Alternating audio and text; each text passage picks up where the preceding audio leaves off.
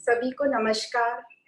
आप सभी को प्रणाम और आप सभी के आशीर्वाद से हम श्रीमद् भगवत गीता का आज 10वां अध्याय विभूति योग शुरू करने जा रहे हैं। सर्वप्रथम हम श्री परमात्मा सर्वज्ञ शक्तिमान परमात्मा को नमन करेंगे। ओम श्री परमात्मने नमः। हमने 90वें अध्याय के एंड में पढ़ा था मन मना भव, मतलब मन को अपने से जोड़ो, मन को एकाग्रचित रखो। मन को हम अपने से जोड़ेंगे या तत्व स्वरूप से जोड़ेंगे तो हम उस ब्रह्म में लीन हो पाएंगे, उसका साक्षात्कार कर पाएंगे। पर हम सबको बोझा लेकर, टेंशन लेकर, स्ट्रेस लेकर जीने की आदत है और ऐसे स्ट्रेस और बोझा लेकर जीना बहुत ही मुश्किल है। तो यदि हम अपने जीवन को बहुत ही सरल रखें तो हम अपने मन को थोड़ा शांत और हल्का रख पाएंगे। अब हम सभी ने अपने जीवन को खुद ही इतना कठिन बना लिया है। हम लोगों में कई ऐसी मान्यताएं हैं कि कठिन उपवास रखेंगे, अपने शरीर को कष्ट देंगे तो हमें पुण्य मिलेगा, और हम जिद करके कड़क उपवास रखते हैं, अपने शरीर को कष्ट देते हैं। ठीक है, हम कुछ अपने फिजिकल फिटनेस के लिए करते हैं, वो सही बात है, पर सिर्फ भूखे रहना और दिन भर कुछ नहीं खाना, इससे हमें पुण्य की प्राप्ति होगी। तो अध्यात्म का यह कहना है कि यदि हमारा पेट खाली रहा तो पूरे टाइम हमारे दिमाग में खाने की चीजों के बारे में सोच चलती रहेगी, हमें क्रोध आता रहेगा, हम चिड़चिड़े हो जाएंगे, चिड़चिड़ाहट होगी हमें, और यह सब होने से और क्रोध आने से हम सब जानते हैं क्या होगा। तो अध्यात्म का यह कहना है कि अपने पेट को भरा रखो और अपने दिमाग को शांत रखो। तो जो हमें खाली रखना है, शांत रखना है, वो हमारे दिमाग को रखना है, पेट को खाली नहीं रखना है। और हम ये सब जानते भी हैं, पुरानी कहावत है कि भूखे पेट भजन होत न गोपाल। तो अपने पेट को भरा रखो, हाँ बहुत ज्यादा भी नहीं, बैलेंस में अपना खाना पीना चलते रहना चाहिए। जिस प्रकार हमने देखा कि जो गीता है, श्रीमद् भगवत गीता, वो एक माँ की तरह है। जैसे एक बच्चे को भूख लगी थी पर उसको समझ में नहीं आ रहा था उसे क्या चाहिए, और वो रो रहा था, हर टाइम एक नया खिलौना मांगता है। पूरे घर वाले उसको चुप करने में लगे हैं पर कोई उसको चुप नहीं कर पा रहा, क्योंकि किसी को नहीं पता कि उसको क्या चाहिए। पर जब माँ आती है, उसके लिए कुछ भोजन बनाती है, जल्दी से खिचड़ी बनाती है और उसके सामने लाती है, फिर भी वो बच्चा रोता रहता है कि मुझे ये खिलौना चाहिए, वो चाहिए। तो माँ उसको खिलौना भी देती है एक हाथ में और जल्दी से उसके मुंह में खिचड़ी डालना शुरू करती है, तो उसको उसकी खुराक मिल जाती है, तो वो शांत हो जाता है। तो इसी प्रकार हमें भी अपनी आध्यात्मिक खुराक चालू रखना चाहिए, इससे हमारे मन को शांति मिलेगी और आनंद की प्राप्ति होगी। तो एंजॉय भी करना है और साथ में हमने अध्यात्म का साथ भी रखना है। तो ये एक पहला कारण है कि हमारा मन फोकस नहीं रहता, क्योंकि हमारे जो बॉडी को जो चीजें चाहिए वो हम जिद बने में या अपने बॉडी को कष्ट देने के लिए उसको फुलफिल नहीं करते। दूसरा जो कारण है वो हमारा जो मन फोकस नहीं होता।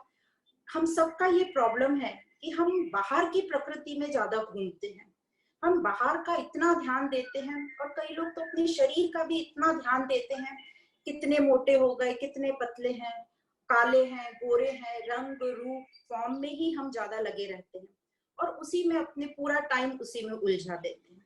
और अपना ही नहीं, दूसरों पर भी बहुत टिप्पणी करते हैं, कौन कितना मोटा हो गया है, कौन कितना काला हो गया है। तो अपने आप को भी टॉर्चर करते हैं और दूसरों को भी टॉर्चर करते हैं। क्यों करते हैं हम ऐसा, क्या कारण है? इसका कारण है कि हमारी बरसों की यह आदत पड़ गई है कि बस ये दूसरी चीजें देखना, फॉर्म्स देखना, और जो सत स्वरूप है, जो दिव्य स्वरूप है, उसको हम भूल जाते हैं, उसकी तरफ हमारा ध्यान नहीं जाता है। और ये जो हमारी ऑटोमेटिक जो आदत है इतने सालों की, वो ऑटोमेटिक निकल जाती है। अब हमको उसमें कुछ बुरा भी नहीं लगता है, ऐसा लगता है यही तो रीति है संसार की, ये नहीं बोलेंगे तो क्या बात करेंगे किसी से। पर अब हमें समझ में आ रहा है कि हम इतना फॉर्म में, नाम में, बाहर की चीजों में अटके हैं और अब हमारा ध्यान सत्य की तरफ जाना चाहिए।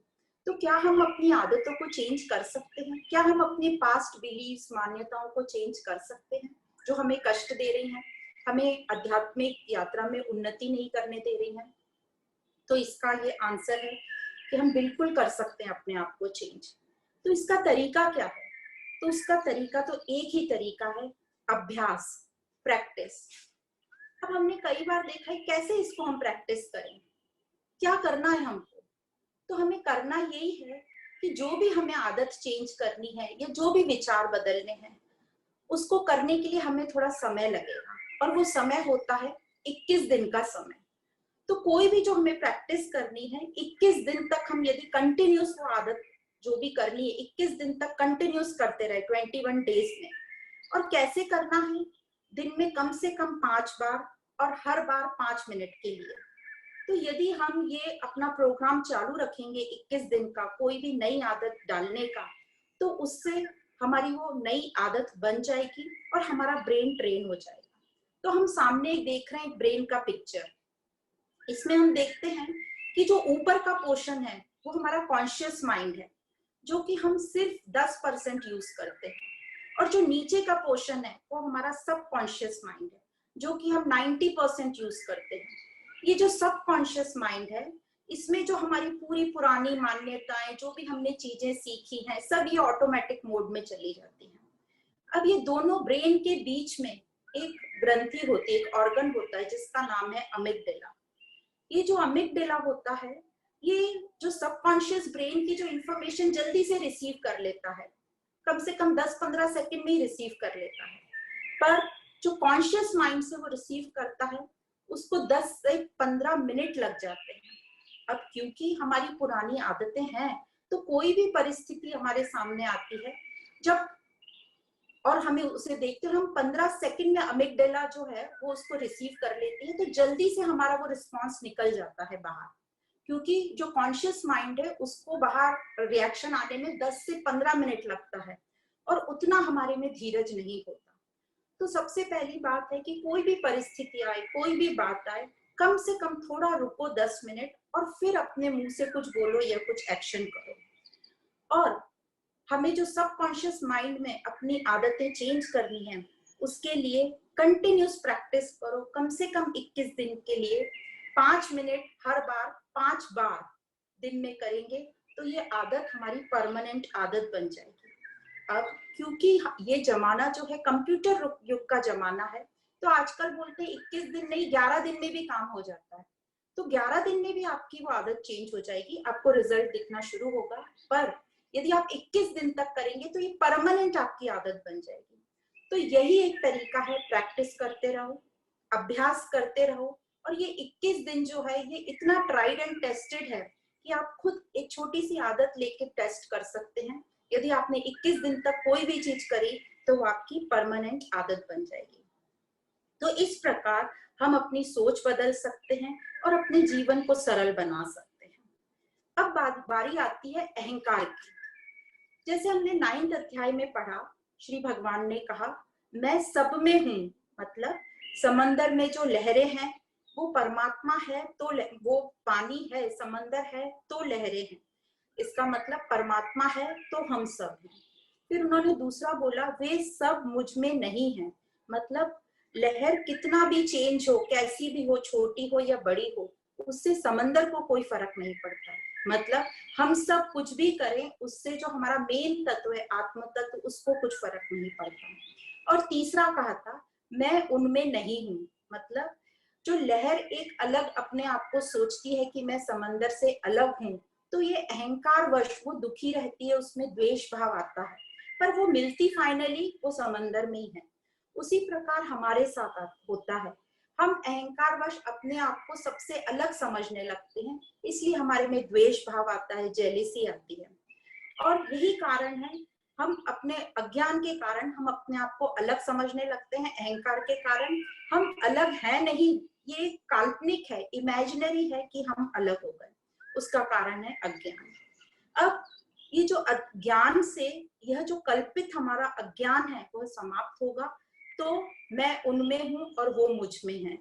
भगवान का फिर ये कथन आता है एंड में 9th अध्याय के कि मैं उनमें हूं और वो मुझ में है, मतलब परमात्मा संसार में है और संसार परमात्मा में है। इस प्रकार हमको दिव्यता के बारे में जब समझ आ जाता है, ये जब सब एक्सरसाइज हमारी हो जाती है, हम बाहरी चीजों पे नजर कम डालते हैं, हम अपने आप पर काम करते हैं, हम अपना अहंकार नष्ट करते हैं ज्ञान से, तो हमें ये दिव्यता समझ में आती है और हमें तत्व की पहचान होती है। तो इस प्रकार ये अहंकार के कारण जो हम अलग मानने लगते हैं, जो कि अज्ञान है जिसका कारण, और इमेजिनरी है वो ज्ञान से दूर होगा। तो अर्जुन के मन में यहाँ सवाल आता है कि कैसे हम हर जगह दिव्यता को देखें, कैसे हम हर जगह उस परमात्मा तत्व को देखें। यदि हर जगह हर रूप में हमें तत्व दिखाई देने लगेगा, परमात्मा नजर आने लगेगा, तो कितना सुंदर होगा, कितना सरल और सहज जीवन होगा, और कितना जीवन दिव्य बन जाएगा। यही है 10वें अध्याय का मूल, विभूति योग। अनेकता में एकता, unity in diversity, seeing one in all और सीइंग मैनी इन वन। तो जो मूल मंत्र है, जो हमारी कोर वैल्यू है, वो है हम सब एक ही हैं, हम सब एक ही तत्व से बने हैं, दिव्यता से, डिविनिटी से। और इस दिव्यता रूपी धागे में हम सब ऐसे पिरोए और गुथे हुए हैं जैसे माला में जो धागा होता है और उसमें मोती पिरोए होते हैं, वैसे हम सब पिरोए हुए हैं। अब यहाँ तक आते आते जो श्री कृष्ण हैं और जो अर्जुन हैं, उनके बीच का रिलेशन एक बहुत सुंदर रिलेशन बन गया। दोनों एक दूसरे के साथ बहुत कंफर्टेबल हो गए, मतलब गुरु और शिष्य, टीचर और स्टूडेंट, दोनों एक दूसरे के साथ एकदम एट ईज हो गए, कंफर्टेबल हो गए। और जो सुनने वाला है अर्जुन, उसकी जिज्ञासा बढ़ती जा रही है, और उसकी जिज्ञासा बढ़ रही है इसलिए जो बताने वाला है श्री कृष्ण, उसका उत्साह भी बढ़ता जा रहा है। तो श्री कृष्ण कहते हैं, हे माँ बाहो। माँ बाहो का मतलब जो फिजिकली स्ट्रांग है और अब मेंटली भी स्ट्रांग हो रहा है। जैसे हमने पहले अध्याय में देखा था कि अर्जुन इमोशनली बहुत वीक हो रहे थे, पर अब जिस प्रकार अर्जुन क्वेश्चन पूछ रहे हैं, उससे समझ में आ रहा है कि अर्जुन की स्टेबिलिटी जो है वो बढ़ती जा रही है। तो यहाँ पर स्टार्टिंग में ही इस अध्याय में दो शब्द आते हैं, प्रियमाणी और हितकामी। प्रियमाणी का मतलब है, ये स्टूडेंट की क्वालिटी बताना चाह रहे हैं, एक शिष्य के क्या गुण होते हैं। तो एक शिष्य के जो गुण होते हैं वो होते हैं, शिष्य को जब ज्ञान अर्जन करने की तीव्र इच्छा होती है, उसको इंटेंस डिजायर है कि मैं क्या क्या और ज्ञान ले लूं, और जिसको उस ज्ञान के प्रति बहुत रिस्पेक्ट है, आदर है, और जो प्रेम से, पूरी श्रद्धा से, गहरी श्रद्धा से सुनने के लिए तैयार है। तो ये है एक शिष्य की क्वालिटी। और दूसरा बताते हैं हितकामी। हितकामी मतलब गुरु के गुण। एक टीचर के क्या क्वालिटीज होती हैं। तो टीचर तो सिर्फ अपने स्टूडेंट की उन्नति चाहता है, अपने स्टूडेंट की प्रोग्रेस चाहता है, और प्रेम से, विनम्रता से जो भी कुछ स्टूडेंट पूछे या जो भी उसके कुछ कंफ्यूजन है, उसको वो बताता जाए। तो इस प्रकार हमने देखा कि अर्जुन को बहुत जिज्ञासा हो गई है, बहुत कुछ उसको अब पूछना है। उसकी मेंटल स्थिति जो है फर्स्ट अध्याय से यहाँ तक आते आते काफी स्टेबल हो गई है। अब कृष्ण भी उसको और भी बहुत सारा कुछ ज्ञान देना चाहते हैं। तो जब ऐसी कंडीशन आ जाती है तो जो ज्ञान है बहुत ही इंटरेस्टिंग हो जाता है और उसको सुनने में मजा आता है। अब यहाँ पे एक छोटा सा दृष्टांत बताते हैं कि कैसे स्टूडेंट की जिज्ञासा या स्टूडेंट की इंटेंस अर्ज को एक गुरु चेक करता है। एक बार एक बहुत ही पुरातन काल की बात है, एक गुरु ने अपने शिष्य से कहा कि तुम जो है, मेरे जो गुरु थे उनसे कुछ वक्त जाओ और उनसे शिक्षा लो। तो उसने अपने शिष्य को वो गुरु का एड्रेस दिया, और जो उस गुरु थे वो कहीं बहुत दूर पहाड़ियों में उत्तरकाशी में रहते थे। तो ये जो शिष्य था उस जमाने में चलते चलते गया ऊपर तक, उसको 4 दिन लग गए। और जब वो सीनियर गुरु के पास पहुंचा तो उन्होंने बोला कि मेरे गुरु ने आपके पास भेजा है मुझे। तो जो सीनियर गुरु थे वो बोलते हैं कि अच्छा ठीक बात है, पर प्रूफ क्या है कि आपके गुरु ने भेजा है, आप कुछ मुझे लेटर दिखाइए उनका। तो अब ये शिष्य बोला मेरे गुरु ने तो कोई लेटर नहीं दिया आपके लिए। तो बोलते नहीं, आप पत्र लेके आइए, उसी के बाद मैं शिक्षा शुरू करूंगा। तो ये जो शिष्य था ये फिर से पूरा 4 दिन उसको लगे वहां से अपने गुरु के पास नीचे आने को। और उसने गुरु से बोला कि जो आपके गुरु हैं वो तो पत्र मांग रहे हैं, एक लेटर मांग रहे हैं। तो जो इनके गुरु थे शिष्य के, उन्होंने कहा अच्छा उनको लेटर चाहिए क्या, ओ ठीक है, और वो लेटर लिखने लगे। तो शिष्य ने अपने गुरु से पूछा कि जब आपको पता था कि वो लेटर मांगने वाले हैं तो आपने मुझे पहले ही ये पत्र क्यों नहीं दे दिया। तो गुरु ने अपने शिष्य को बोला कि भाई ये तो सिर्फ एक फॉर्मेलिटी है, वो आपको चेक करना चाहते हैं कि आप में कितनी जिज्ञासा है। आप क्या फिर से 4 दिन आके और फिर 4 दिन उस रास्ते को नाप सकते हो? क्या आप में उतनी जिज्ञासा है ज्ञान लेने की? तो ये एक तरीका है आपको आपकी जिज्ञासा चेक करने को कि ये शिष्य कितना तैयार है कोई ज्ञान लेने के लिए। ये तो थी उस समय की बात। पर आजकल तो ऐसा कुछ नहीं है, हम सबको ये ज्ञान बहुत ही इजीली अवेलेबल है। कोई किसी का टेस्ट नहीं ले रहा, कोई हमको प्री टेस्ट नहीं देना है और बहुत ही इजीली अवेलेबल है। तो हम सब ने इस ज्ञान का भरपूर फायदा उठाना चाहिए। तो इस प्रकार अब श्री कृष्ण अर्जुन को अपनी विभूतियां बताने के लिए एक विभूतियों के साथ सृष्टि का दर्शन कराने के लिए तैयार है। तो अब जब ये सृष्टि का दर्शन होने जा रहा है तो इसकी कुछ रिक्विजिट है, प्री रिक्विजिट की क्या क्या होना चाहिए, एक शिष्य में पात्रता क्या होनी चाहिए। तो जैसे बताया उसमें जिज्ञासा तो होनी ही चाहिए, साथ में श्रद्धा होनी चाहिए। जैसे हम कहीं बाहर घूमने जाते हैं तो हम पहले टिकट कराते हैं, सारे रिजर्वेशन कराते हैं, और कभी यदि हमारा ट्रिप इंटरनेशनल ट्रिप होता है तो हमको पासपोर्ट लगता है, वीजा लगता है। तो उसी प्रकार एक शिष्य को जब ये पूरा ज्ञान देने जा रहे हैं, ज्ञान को विज्ञान सहित देने जा रहे हैं, तो उसमें श्रद्धा होनी चाहिए, उसमें भक्ति होनी चाहिए, और तीसरा उसमें एक्साइटमेंट होना चाहिए, उत्साह होना चाहिए कि मैं ये ज्ञान पढ़ने जा रहा हूँ और इस ज्ञान को मैं अनुभव करने जा रहा हूँ। तो इस प्रकार इन तीनों के साथ श्री कृष्ण अर्जुन को विभूति योग बताते हैं। अब ये जो यात्रा है विभूति योग की, ये बहुत ही एक्साइटमेंट वाली, रोमांचित करने वाली यात्रा है। तो यहाँ पे श्री कृष्ण वो बताने जा रहे हैं जो दिखाई नहीं देता, और जो दिखाई नहीं देता उसको देखने के लिए कुछ ऐसी चीज चाहिए जो दिखाई दे। तो श्री कृष्ण यही एक फिलॉसफी यूज कर रहे हैं कि जो चीज दिखाई दे रही है उसके सहारे जो चीज नहीं दिखाई दे रही है उसको बताने जा रहे हैं। और इस तरीके को बोलते हैं चंद्र शाखा न्याय। चंद्र शाखा न्याय मतलब आपने देखा होगा जब कोई छोटा बच्चा या कोई स्त्रियां व्रत करती हैं, उपास करती हैं और उनको चांद नहीं दिखता तो घर के लोग कैसे उसको चांद दिखाते हैं, जो बादलों में ढका हुआ है, थोड़ा सा दिख रहा है चांद, या कोई बहुत घने जंगलों के पर्वतों के पीछे चांद दिख रहा है, तो वो ऐसे पूरा बताते हैं कि देखो बेटा तुम्हें यहाँ से ये बिल्डिंग दिख रही है, वो बिल्डिंग के पीछे एक पेड़ दिख रहा है, पेड़ के पीछे एक माउंटेन की चोटी दिख रही है, फिर उसके ऊपर एक पेड़ दिख रहा है, वो 2 शाखाओं के बीच में जो तुम्हें दिख रहा है वो चांद है। तो ऐसे पूरी यात्रा करते करते वो चांद तक पहुंचाते हैं उनको। तो इस तरीके को बोलते हैं चंद्र शाखा न्याय, और श्री कृष्ण यहाँ पर इसी तरीके का ये रास्ता चुने हैं। इसको अरुंधति न्याय भी बोलते हैं, क्योंकि ऐसा कहा जाता है कि पुराने ऋषि मुनि अपनी पत्नियों को चांद दिखा, सितारा, अरुंधति तारा दिखाने के लिए ये प्रोसेस यूज करते थे। तो अब श्री कृष्ण आगे बढ़ते हैं और श्री कृष्ण बोलते हैं अर्जुन मेरी उत्पत्ति को तो ना देवता जानते हैं ना महर्षि को पता है, क्योंकि उनका भी आदि कारण मैं ही हूँ। अब देवता और महर्षि किसको बोल रहे हैं? देवता और महर्षि उनको बोल रहे हैं जो हमें लगता है कि बहुत बड़े लोग हैं, बहुत अमीर लोग हैं, ये बहुत सात्विक हैं, इनको बहुत ज्ञान होगा, पर एक्चुअली उनको ज्ञान अभ्यास नहीं है, इस कारण नहीं है। उनको थ्योरी सब पता है पर उनको अनुभव नहीं है, इसलिए कहा जा रहा है कि उनको भी नहीं पता। और यहाँ श्री कृष्ण एक और बात बोल रहे हैं कि ये आत्मा को जानने के लिए हमें कहीं बाहर जाने की जरूरत नहीं है।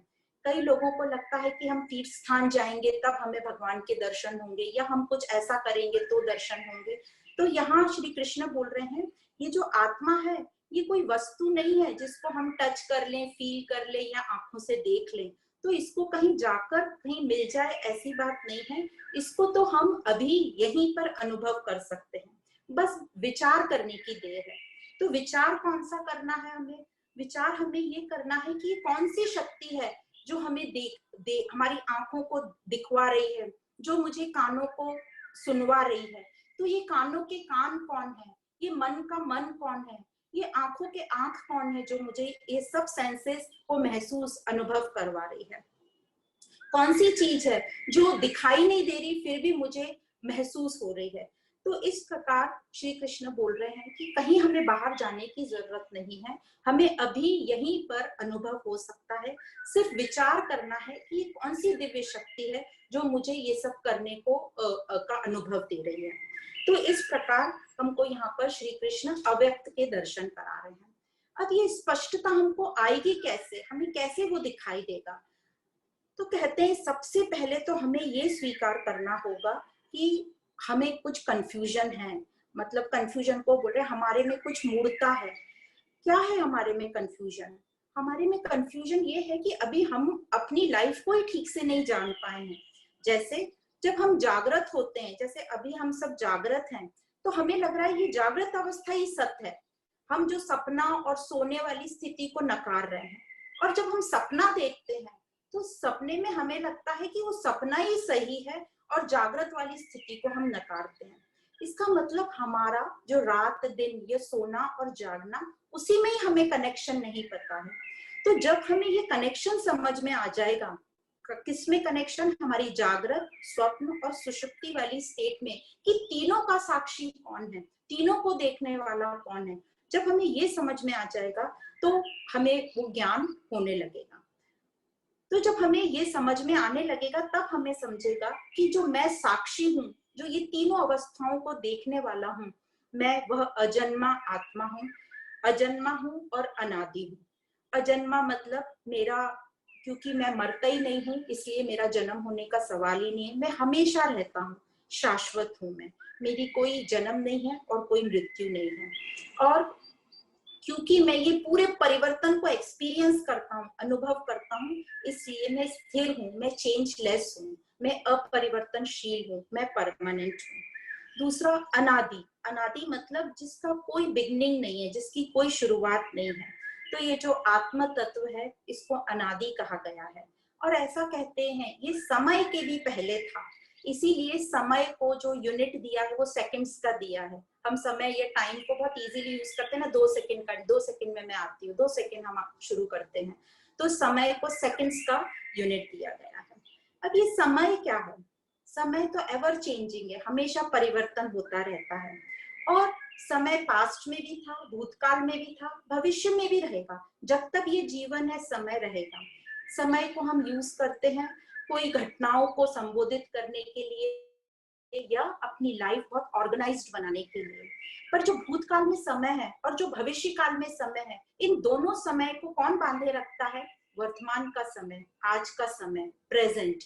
तो प्रेजेंट ही हमारे पास बहुत बड़ा गिफ्ट है। इस प्रेजेंट को हमने बहुत अच्छे से यूज करना चाहिए।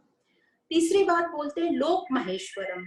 लोक महेश्वरम मतलब, लोक मतलब अनुभव, और महेश्वरम मतलब ये सब पूरे अनुभव, पूरी जो जगत है या मेरी पूरी लाइफ में अनुभव करने वाला। तो लोक महेश्वरम, तो हम अनुभव क्या करेंगे? हम अनुभव करेंगे पूरे जगत में जो भी कुछ एक्सपीरियंस, जो भी कुछ परिस्थिति और घटनाएं हो रही हैं उसका, जो भी कोई एक्शन हो रहे हैं, इमोशंस, हमारे विचार, भावनाएं, इन सब का हम एक्सपीरियंस करेंगे। अब जो ज्ञानी होते हैं, जिनको ये ज्ञान हो गया, तो उनको कोई भी एक्सपीरियंस का कुछ फर्क नहीं पड़ता, क्योंकि उनको पता है कि ये सब एक्सपीरियंस करने वाला तो अनचेंजेबल तत्व है, परमानेंट है, और ये सब चेंज होता रहता है, तो उसको इसकी कोई प्रॉब्लम नहीं होगी। पर जो आप और हम हैं, ये हर छोटी छोटी बात से हम परेशान हो जाते हैं। किसी ने कुछ अच्छा बोला, हम खुश हो गए, किसी ने कुछ बुरा बोला, हम निराश हो गए। तो हम ये छोटी छोटी बातों में इतने फंस जाते हैं, अच्छे खराब में, कि हम अपने मेन तत्व को भूल ही जाते हैं और अपनी लाइफ पूरी वो अच्छे खराब को सुलझाने में लग जाते हैं। तो अब हमें क्या करना होगा? हमें अब ज्ञान से समझ में आ रहा है कि ये जो द्वंद्व है, सुख दुख, अच्छा खराब, इन द्वंद्वों से मुझे ऊपर उठना है। तो अभी तक हमें ये बताया कि आत्मा को हमें कैसे अनुभव करना है। अब ये तो समझ गया कैसे अनुभव करना है, पर उसके लिए अब हमें क्या तैयारी करनी होगी, क्या क्वालिटीज हैं कि हम इस आत्मा का साक्षात्कार कर पाए।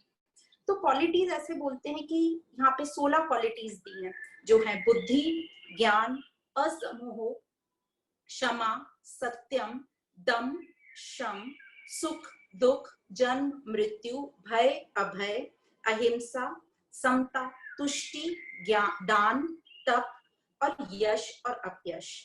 तो भगवान कहते हैं ये सब जितने भी भाव अभी बताए हैं, ये सभी भाव मुझसे ही प्रकट हो रहे हैं और ये मेरे होनेपन की निशानी है, और जो मनुष्य अपने मन बुद्धि से ये व्यक्त करता है। तो हम एक एक को समझेंगे कि ये सब क्या है। बुद्धि क्या है? तो बुद्धि वह है जो हमारे उद्देश्य को लेकर हमसे निश्चय कराती है, जो हमारे पास क्षमता है ज्ञान को समझने की, ज्ञान को लॉजिकली सेंसफुली समझने की, यह बुद्धि है। अब जैसे हम एग्जाम्पल देखते हैं, हमारी बुद्धि का हम थोड़ा सा भी प्रयोग नहीं करें तो बाहर से नेगेटिविटी हमारे अंदर एंटर हो जाती है। और यहाँ एग्जाम्पल देते हैं सीता जी का, जिन्होंने थोड़ा सा, वो एक हिरण को देखकर जरा सी भी ये बुद्धि नहीं लगाई और वो हिरण की ओर अट्रैक्ट हो गई। जैसे ही उन्होंने अपनी बुद्धि को खोया थोड़ी देर के लिए, तो रावण एंटर हो गया। अब ये रावण कहीं बाहर से एंटर नहीं हो रहा, ये मेरे अंदर के विचार हैं जो रावण बनकर मेरे ऊपर अटैक कर रहे हैं। दूसरा है ज्ञान। ये ज्ञान क्या है? ज्ञान वह है जो हमें सत असत के बीच के डिफरेंस को जनवाता है, क्या उचित है क्या अनुचित है, क्या कर्तव्य है क्या अकर्तव्य है, नित्य अनित्य को जानने का नाम ज्ञान है। और यह विवेक सिर्फ मनुष्यों को मिला है। नेक्स्ट है असमोह। असमोह मतलब जो जिसमें पोजेशन नहीं है, आसक्ति रहित। आगे आता है क्षमा। ये क्षमा क्या है? क्षमा जिसको हम बोलते हैं फॉरगिवनेस, या आज की तारीख में बोलते हैं लेट गो कर दो, लेट गो कर दो। तो ये जो क्षमा प्रॉपर्टी, ये बहुत ही इंपॉर्टेंट है। क्षमा के भी 5 कैटेगरी हैं। तो सबसे पहले की, तो जो सबसे लोएस्ट कैटेगरी जिसमें हम सब आते हैं शायद, वो है कि कभी माफ नहीं करना। फिर दूसरी एक थोड़ी सी उससे ठीक क्वालिटी है, कुछ टाइम बाद माफ कर देते हैं पर पूरी लाइफ उनको सुनाते रहते हैं कि हमने तुम्हें माफ कर दिया। कई बार हम ऐसा भी करते हैं। तीसरी जो उससे और अच्छी क्वालिटी है वो है, हम माफ कर देते हैं, कुछ टाइम सुनाते नहीं हैं, पर हमारे मन में बदला लेने का हमेशा लगा रहता है कि इसको मैंने माफ किया था, इसने मेरे साथ गलत किया, अब मैं इसका कब टाइम आए और बदला लूं। चौथी प्रॉपर्टी है क्षमा भी कर दिया और भूल भी गए। ये काफी अच्छी ये क्वालिटी हो गई। और 5वीं क्वालिटी है कि उसका कुछ गलत दिखाई नहीं दिया सामने वाले का। तो ये तो हो गई 5वीं जो क्वालिटी है, सर्वश्रेष्ठ जो ज्ञानी होते हैं उनकी। पर हम कहीं ना कहीं 4th क्वालिटी में जा सकते हैं कि क्षमा भी कर दिया और थोड़े टाइम बाद उसको भूल भी गए। अब ये जो क्षमा करने वाली प्रॉपर्टी है, ये हमारे लिए बहुत अच्छी है और इसको भगवान बोलते हैं ये दिव्यता की क्वालिटी है। क्यों है ये दिव्यता की क्वालिटी? क्योंकि किसी को भी क्षमा करना आसान बात नहीं है। किसी ने हमारे साथ गलत किया और हम उसको क्षमा कर दें, ये बहुत बड़ी क्वालिटी है, इसलिए इसको दिव्यता की क्वालिटी बोलते हैं। और भगवान बोलते हैं जो क्षमा करने का गुण है वो हमारे अच्छे के लिए है। जितनी जल्दी हम क्षमा करेंगे, हमें थोड़ा हल्का फील होगा और हमारी सेहत ठीक रहेगी। इसलिए कहते हैं कृष्ण क्षमा बहुत ही दिव्य क्वालिटी है। अब क्षमा के लिए एक बहुत अच्छा दृष्टांत आता है भागवत पुराण में, राजा अम्बरीश का और ऋषि दुर्वासा का। एक बार राजा अम्बरीश के दरबार में ऋषि दुर्वासा पधारे और उन्होंने देखा कि राजा अम्बरीश ने एक बड़ा सा यज्ञ का आयोजन किया है। तो राजा दुर्वासा ने उनसे प्रार्थना करी कि जो तुम उपवास किए हो ये यज्ञ के लिए, ये मैं कुछ अपना भ्रमण करके आता हूँ और मैं आने के बाद ही उपवास हम तोड़ेंगे। तो राजा अम्बरीश जो थे ये विष्णु के बहुत बड़े भक्त थे। तो इन्होंने ऋषि दुर्वासा की बात मान ली और ऋषि दुर्वासा चले गए।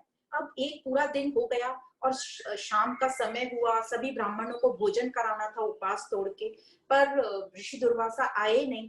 तो राजा अम्बरीश को लगा कि कोई बात नहीं, मैं पानी का एक घूंट लेके उपवास तोड़ता हूँ और सब ब्राह्मणों को भोजन कराता हूँ, क्योंकि इतने ब्राह्मणों को रोक के रखना तो अच्छी बात नहीं है। उन्होंने सब ब्राह्मणों को भोजन कराया और थोड़ी देर बाद जब ऋषि दुर्वासा आए तो उन्होंने देखा कि अरे सब भोजन कर रहे हैं। तो उनको लगा कि ये राजा अम्बरीश ने व्रत तोड़ दिया, मेरा जो मैंने बोला था उसका कहना नहीं माना। तो उनको बहुत गुस्सा आया, बहुत क्रोध में आए और उन्होंने राजा अम्बरीश को श्राप दे दिया कि तुम्हारी मृत्यु हो जाएगी। तो ये जब विष्णु जी ने देखा कि राजा अम्बरीश तो मेरा इतना बड़ा भक्त है और मेरे भक्त के साथ कोई ऐसी बात कर रहा है जबकि गलती भी उसकी नहीं है, तो विष्णु जी ने अपना जो चक्र था वो दुर्वासा के पीछे लगा दिया। अब दुर्वासा ऋषि सब जगह दौड़ रहे हैं कि मेरे को इस चक्र से बचा लो। सब देवी देवताओं के पास जा रहे हैं, पर सब यही बोल रहे हैं कि ये विष्णु जी का चक्र है, उनसे ही माफी मांगो। फिर दुर्वासा मुनि जो है विष्णु जी के पास पहुंचे और कहा कि भाई मेरे को माफ करो, ये चक्र को हटाओ मेरे ऊपर से। तो जो भगवान विष्णु थे उन्होंने कहा देखो तुमने मेरे भक्त का अपमान किया है, उसको श्राप दिया है, तो तुम जाके राजा अम्बरीश से माफी मांगो। तब ऋषि दुर्वासा आए और राजा अम्बरीश से माफी मांगी। तो राजा अम्बरीश ने कहा कि मैं तो तुम्हें माफ करता ही हूँ, भगवान आप भी इसे माफ कर दीजिए। पर हमारे साथ क्या होता है, हम गलती कहीं करते हैं और माफी कहीं और मांगते हैं। हम जिससे के साथ हमारी गलती होती है उसके सामने जाके हमारी माफी मांगने की हिम्मत ही नहीं, वो भी एक बड़ा अहंकार होता है। हम भगवान के सामने जाके माफी मांगते हैं। दूसरा, हम ये बोलते कभी हमारे से ऐसा हो जाए तो हम बोलते हैं मैंने तो माफ किया पर भगवान तू इसको देख लेना, हमारी ये क्वालिटी। हालांकि राजा अम्बरीश ने कहा भगवान तू भी उसको माफ करना। तो इस प्रकार जो थे क्षमा का गुण हमें बताया गया, क्योंकि जो कि बहुत ही इंपॉर्टेंट है और हमारी लाइफ के लिए बहुत अच्छा है। फिर आगे आती है बात सत्य की। सत्यम, ये सत्यम क्या है? ये है कि अपने स्वार्थ व अभिमान का त्याग करके दूसरों के हित के लिए न ज्यादा न कम, वैसा कि वैसा कह देना, यह नाम है सत्य का। हम क्या करते हैं, कुछ इंफॉर्मेशन में अपने वर्ड्स डाल देते हैं, उसको थोड़ा ट्विस्ट कर देते हैं तो सत्य बदल जाता है। तो सत्य का तो हम सभी जानते हैं, ये सनातन धर्म की सबसे उच्च क्वालिटी है। तो ये हुआ सत्य। पर सत्य बोलना भी बहुत इंपॉर्टेंट है और सत्य के साथ टिके रहना भी बहुत इंपॉर्टेंट है। तो यहाँ पर एक और दृष्टांत आता है भगवत कथा का, जो है राजा सत्यवान की कथा। जो राजा सत्यवान थे वो हमेशा सत्य के साथ रहते थे। एक बार उन्होंने अपने दरबार से देखा कि उनके दरबार से एक लंबा चौड़ा व्यक्ति सफेद कपड़े पहना है और बाहर जा रहा है। तो राजा सत्यवान ने उनसे पूछा कि देव आप कौन हैं और आप कहाँ जा रहे हैं? तो उन्होंने बोला मेरा नाम, मैं धर्मदेव हूँ और मैं तुम्हारे महल को छोड़ के जा रहा हूँ। तो राजा सत्यवान ने उनसे ज्यादा बहस नहीं करी और उनको जाने दिया। कुछ दिन बाद राजा सत्यवान ने देखा कि उनके महल से एक सुंदर सी महिला जा रही है। तो राजा सत्यवान ने उनसे पूछा देवी आप कौन है? तो उन्होंने कहा मैं लक्ष्मी देवी हूँ। तो राजा सत्यवान ने उनको भी जाने दिया। अब कुछ दिन बाद जो दान थे उन्होंने सोचा कि जब लक्ष्मी नहीं है, धर्म नहीं है, तो इस महल में मेरा क्या काम, तो वो भी उस महल को छोड़ के जाने लगे। तो सत्यवान जी ने उनसे पूछा कि देव आप कौन है? तो उन्होंने बोला मैं दान हूँ, जब लक्ष्मी नहीं है, धर्म नहीं है, तो मैं यहाँ रुककर क्या करूंगा। तो राजा सत्यवान ने उनको भी जाने दिया। कुछ दिन बाद राजा सत्यवान देखते हैं कि उनके महल से एक युवक जा रहा है सफेद कपड़े पहने और वो उनका महल छोड़ रहा है। तो राजा सत्यवान उनके पास गए कि देव आप कौन है? तो उन्होंने कहा मैं हूँ सत्यदेव। तो राजा सत्यवान ने उनको जाने ही नहीं दिया, उनके पैर पकड़ लिए और बोला आपको तो मैं जाने नहीं दूंगा, पूरी जिंदगी मैंने आपके साथ काम किया और आपको छोड़कर मैं जी नहीं सकता। जब उन्होंने बहुत जिद करी, बहुत प्रार्थना करी, तो जो सत्य देव थे वो रुक गए और सत्यवान के महल में फिर से रहने लगे। अब यह देखकर कुछ दिन बाद धर्म को लगा जब ये सत्य वहां पर है महल में तो मुझे वहां जाना चाहिए। धर्मदेव वहां लौट आए। जब धर्मदेव लौट आए तो लक्ष्मी जी को लगा कि यहाँ मैंने जाना चाहिए, जहाँ सत्य है और धर्म है वहां मेरा निवास होता है। तो लक्ष्मी जी भी वहां पहुंच गई। फिर दान ने देखा जहाँ धर्म है, लक्ष्मी है, वहां तो मुझे होना अनिवार्य है और दान भी वहां पहुंच गए। तो इस प्रकार कहते हैं हम सत्य पे टिके रहते हैं तो हमारी जीत होती है। सत्य है तो सब विजय है। और आदि शंकराचार्य जी कहते भी हैं सत्यम ज्ञानम अनंतम ब्रह्म, मतलब सत्य को कितना इंपॉर्टेंस दिया है जो हमारी सनातन वैल्यू है। तो ये था सत्य। फिर दम, दम मतलब इंद्रियों को कंट्रोल करना। शम मतलब अपने मन को कंट्रोल करना, एकाग्रचित रहना। फिर तप, तप मतलब अपने कर्तव्यों को पालन करते हुए कोई भी कष्ट आए तो उसको सहन करना। फिर है अहिंसा, अहिंसा मतलब किसी को कष्ट ना पहुंचाना, नॉन वायलेंस। अब हम बाहर से तो किसी को कष्ट नहीं पहुंचाते, किसी को मारते नहीं, किसी को ऐसे काटते नहीं, पर हम शब्दों के बाणों से सबको बहुत चोट पहुंचाते हैं। तो यहाँ पर हमारे लिए जो है वो है कि हमें अपने शब्दों को बहुत अच्छे से प्रयोग करना चाहिए। हमारे शब्द ही बहुत हिंसक हो जाते हैं, तो हमें शब्दों में अहिंसा लानी है। फिर है समता, समता मतलब बैलेंस। तुष्टि, तुष्टि मतलब संतुष्ट जिसको हम बोलते हैं, कंटेंटमेंट, सेटिस्फाइड फीलिंग। फिर है दान मतलब चैरिटी, जो हम काफी बार हम जब करते हैं चैरिटी। और चैरिटी मतलब जो अपनी शुभ कमाई है उसका जो हिस्सा हम किसी सत्पात्र को देते हैं। अब वो मत सोचना कि जो हम दिवाली की साफ सफाई में जो बचा है कुछ है वो जो अपने हम सर्वेंट्स को दे देते हैं और फिर हम सोचते हैं कि हमने तो इनको इतना दिया और ये अब हमारा काम नहीं कर रहे हैं, वो दान नहीं होता। वो होता है हम अपने घर में जो जो चीजें हमें नहीं चाहिए उसको हम बाहर निकाल रहे हैं। फिर है यश और अपयश। यश और अपयश मतलब हम सब जानते हैं, यश मतलब कीर्ति मिलना और अपयश मतलब उसका जो नाम और उसका नाम नहीं होता या खत्म हो जाता है, वो अपयश। तो ये अप और यश और अपयश का भी एक अच्छा दृष्टांत है। एक रोम में एक राजा थे, सम्राट थे। तो वो जब भी बाहर निकलते थे तो पूरी जो उनकी राज्य के लोग जय हो के नारा लगाते थे। तो इस राजा को लगता था कि मैं इतनी जय हो सुनकर जो मेरा इतना यश हो रहा है तो मुझे कहीं अभिमान नहीं आ जाए। तो उसको ये डर लगने लगा कि ये मैं यश से मुझे घमंड ना आ जाए। तो उसने अपने साथ 2-3 लोग रख लिए जिनका काम यही था, जब सब लोग जय हो बोले तब वो कान में ये बोले राजा को कि आप एक साधारण इंसान हो, आप एक साधारण इंसान हो। तो उसको जो है अहंकार नहीं आता था उससे। तो इस प्रकार ये भी एक बहुत अच्छा तरीका है, हम ही अपने मन को बता दें कि जब भी ऐसे कोई हमारा कोई बहुत हमारे को ख्याति मिल रही है, कीर्ति हो रही है, तो हम अपने आप को बोलते हैं कि मैं एक साधारण इंसान हूँ और ये जो भी कुछ हो रहा है ये ईश्वर तत्व के कारण मेरे साथ हो रहा है। तो यश अपयश, भय अभय। अभय मतलब निर्भय और ये आध्यात्मिक ज्ञान हमको निर्भय बनाता है। दुख सुख, सुख मतलब हमेशा आनंद में रहना, और हमेशा आनंद में रहना एक बहुत अच्छी प्रॉपर्टी और हम सब में वो कैपेसिटी आनंद में रहने की। और दुख बार बार भगवत गीता में ये बताया गया है कि दुखी मत रहो, ना अनुशोचंती बोलते हैं, स्वीकार करो जो भी परिस्थिति आ रही है और समझो कि ये परिस्थिति भी बीत जाएगी, सब कुछ परिवर्तनशील है। तो इस प्रकार 16 हमें ये पॉइंट्स कवर किए और आगे भगवान बोलते हैं इसी प्रकार प्राणियों के सभी भाव मुझसे ही हैं। जो अभी तक इतनी क्वालिटीज बताई ये सब मुझसे ही हैं। और जो इंद्रियां हैं, मन बुद्धि चित्त अहंकार और हमारे जो प्राण हैं, सब मुझसे ही है। और ये सब में चेतन तत्व है जो नींव है, मूल है। अब जिसको ये अव्यक्त और व्यक्त में रिलेशन कनेक्शन समझ गया, वह ब्रह्म में स्थित है, वो उसको आत्मा का साक्षात्कार हो गया। पर कैसे ये सब होता है, कैसे एक साधक इन सबको कर पाता है? तो वो करता है अनुशासन से। अनुशासन मतलब डिसिप्लिन, अपने नियम संयम में रहता है, प्रेम से करता है, ज्ञान से अपनी बुद्धि को कुशल करता है और मन को एकाग्रचित करता है। और ये सब वो नित्य निरंतर करता रहता है अपने कर्तव्य कर्मों के साथ, और संतुष्ट रहता है, प्रफुल्लित रहता है।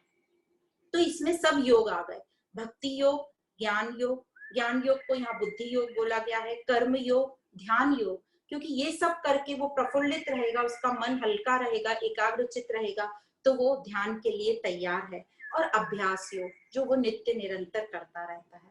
तो इस प्रकार श्री कृष्ण हमको मन बुद्धि से प्रेम के साथ तैयार कर रहे हैं ताकि हमारे भीतर भी वो विवेक, वो आध्यात्मिक ज्ञान का दीपक प्रज्वलित हो जाए और हम स्वयं को जान पाए। अब ये जो दिव्य स्वरूप है, हम हम खुद ही वो दिव्य स्वरूप हैं, पर अज्ञानता के कारण ये जो दिव्य स्वरूप है ये ढका हुआ सा रह गया है।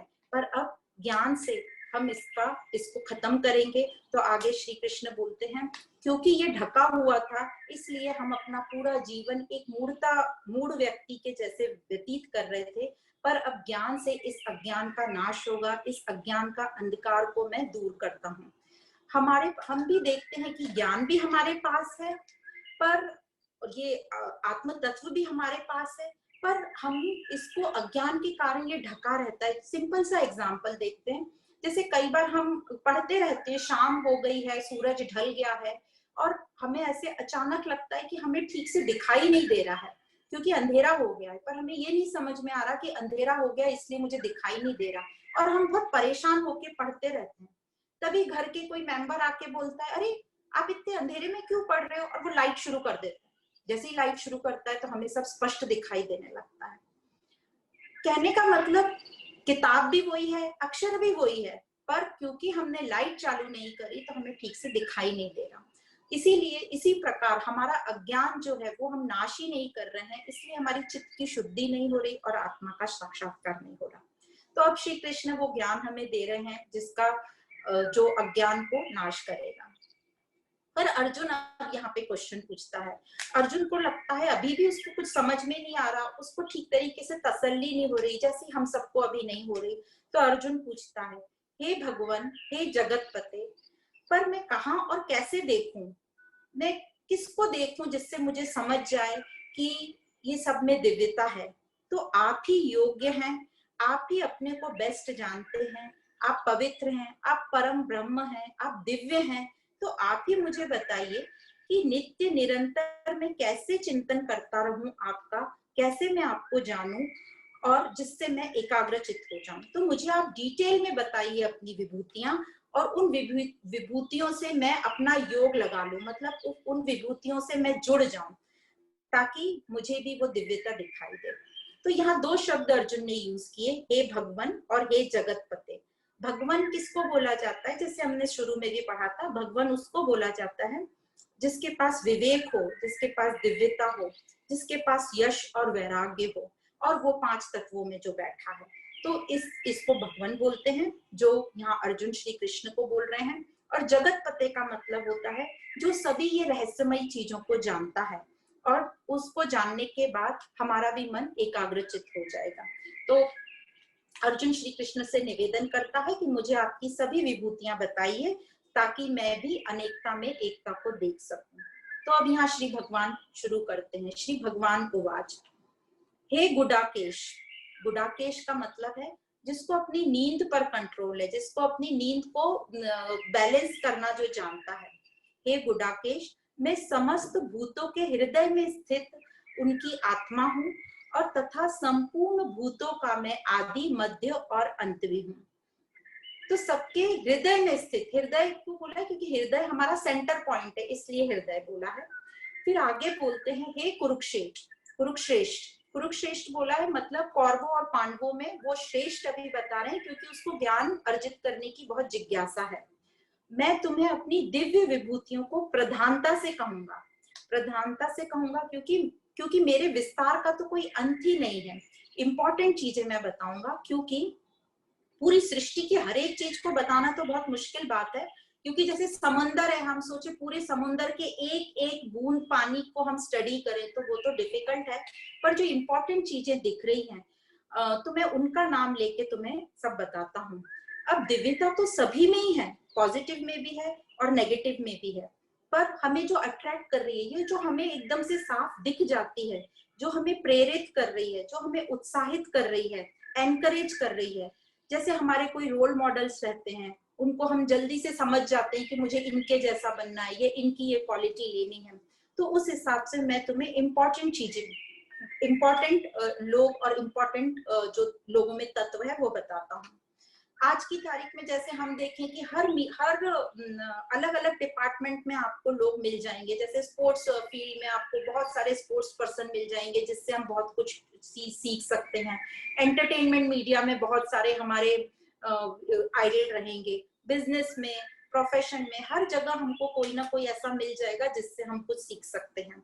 तो पॉजिटिव क्वालिटीज भी मुझसे हैं और नेगेटिव क्वालिटीज भी मुझसे हैं, पर जो नेगेटिव क्वालिटीज हैं उसका तत्व मैं हूं, पर मैं कुछ नहीं करवाता, ना ही मैं कुछ करता हूं। मैं तो सिर्फ एक मूल या नींव हूं, उसकी कारण हूं उसका। जैसे कार में पेट्रोल, पेट्रोल को कोई फर्क नहीं पड़ता कि कार क्या कर रही है, कहाँ जा रही है, वो कार का क्या यूज हो रहा है। मैं तो सिर्फ एक सबस्ट्रेटम हूँ, नींव हूँ, मूल हूँ। तो यह जो भी कुछ यहाँ बताया जा रहा है हमको आत्मा से कनेक्ट करने के लिए बताया जा रहा है। और विभूतियों का मतलब है अलग अलग विशेषताएं जो अभी बताई जाएंगी, और योग का मतलब है जुड़ना, और यहाँ बताए शक्ति जो हमें मिलेगी जुड़ने के लिए। तो तत्व से सबके मूल में मैं ही हूँ। तो यह जानकर जब हमें ये समझ जाएगा कि हम सबका तत्व एक है, तो किसी में भी हमें कुछ गलत भी दिखाई देगा तो हम उसे नजरअंदाज करेंगे और यही सोचेंगे कि ये भगवान का ही तत्व है, या फिर हम ये सोच सकते हैं कि वो अपने गुणों से चल रहा है, वो अभी तमोगुण रजोगुण में ज्यादा है और हम उसे नकारते जाएंगे। तो हम ऐसा करते जाएंगे तो हमारे में द्वेष भाव नहीं आएगा, जेलेसी नहीं आएगी और हम खुश रहेंगे। तो हमने यहाँ तक देखा कि ये जो आनंद है, ये जो खुशी है, ये मेरे ही अंदर है, पर हम उसे बाहर से ढूंढ रहे थे अभी तक। अब ये बहुत अच्छा एक और स्टोरी के माध्यम से समझाया जा सकता है कि कैसे ये आनंद मेरे ही अंदर है और हम इसे बाहर ढूंढ रहे हैं। एक शहर था, बहुत ही प्रसिद्ध शहर, और उसके चौराहे पे ऐसे बहुत सारी सुंदर सुंदर दुकानें थी। और दो दुकानें जो यहाँ बताई जा रही हैं, एक थी एक बड़ी कॉफी की शॉप, और उसके कॉफी शॉप के सामने ऑपोजिट साइड में थी एक दवाइयों की, मेडिसिन की दुकान, फार्मेसी की शॉप। तो जो फार्मेसी की शॉप थी उसमें तो हमेशा ही भीड़ लगी रहती थी, पर जो कॉफी शॉप थी उसमें यूजुअली तो शाम को, इवनिंग में भीड़ होती थी और सैटरडे संडे बहुत भीड़ हुआ करती थी। एक बार जो कॉफी शॉप का जो मालिक था, सैटरडे का दिन था और उसकी शॉप में बहुत भीड़ थी, तो वो बहुत थक गया था। शाम होते होते उसके सर में बहुत सीवियर पेन हुआ, दर्द हुआ सर में। तो उसने सोचा कि मैं सामने जाके केमिस्ट की शॉप से, मेडिकल स्टोर से अपने लिए एक दवाई खरीद के लाता हूँ। तो वो रोड क्रॉस करके सामने केमिस्ट की शॉप पर गया और उसने दवाई खरीदी। उसने जब दवाई खरीदी और जब वो पेमेंट कर रहा था, तो पेमेंट करते हुए उसकी नजर पड़ी कि इस दुकान का मालिक यहाँ नहीं है। तो वो जो सेल्स गर्ल थी उसने उससे पूछा, अरे भाई आज आपके मालिक गुप्ता जी नहीं दिखाई दे रहे। तो जो सेल्स गर्ल थी वो बोलती है कि सर आज गुप्ता सर के सर में बहुत दर्द था, तो वो सामने वाली कॉफी शॉप में कॉफी पीने गए हैं। तो इससे हमें एक चीज समझ में आती है, तब उसको ये लगा कि मैं उसकी शॉप में आया हूँ दवाई खरीदने सर दर्द की, और वो मेरी शॉप पे गया है कॉफी पीने, हालांकि दवाई मेरे पास ही थी मेरे सर दर्द की। उसी प्रकार हमको भी ये समझ में आता है कि जो मैं जो भी दुखी रहती हूँ या जो भी परेशान रहती हूँ, उसका ट्रीटमेंट मेरे ही पास है। गलत फहमियां जो हमारी काल्पनिक हम सोच लेते हैं कि ये ऐसा होगा, उसने ऐसा सोचा होगा, या जो भी कुछ हमारी इमेजिनरी चीज है, उसके कारण मैं दुखी होती रहती हूँ। तो आगे ये जो हमारे ज्ञान का जो सबसे बड़ा शत्रु है, हमको जो मॉरल साइंस में बचपन में पढ़ाया जाता था कि आलस, लेजीनेस हमारा सबसे बड़ा शत्रु है। दूसरा नींद, स्लीप, ये हमारा शत्रु है। और तीसरा एक ही गलती हम बार बार रिपीट करते रहते हैं।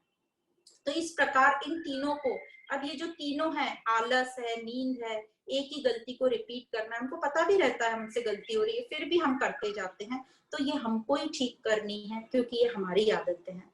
इसी प्रकार एक व्यक्ति एक गुरु के पास गया और बोला कि मेरे को सब नॉलेज है, पूरा साइंस का नॉलेज है, इकोनॉमिक्स का नॉलेज है, फिलोसफी का नॉलेज है, ज्ञान का नॉलेज है, मेरे को ये भी पता है ध्यान कैसे करना, ध्यान योग में कैसे बैठना, मुझे सब आता है, पर ये जो आलस है ये मुझे करने ही नहीं देता कुछ। तो आलस तो सबको अपना अपना खुद को भगाना पड़ेगा, और इसके लिए एक अच्छा है कि हम किसी चीज में रुचि पैदा करें तो वो हमारा आलस कम होगा। तो इस प्रकार बताते हैं कि ये जो ज्ञान के बीच में जो चीजें आ रही हैं, जो हमारी अज्ञानता को पकड़े हैं, वो अहंकार, आलस, इन सब पर हमें काम करना है।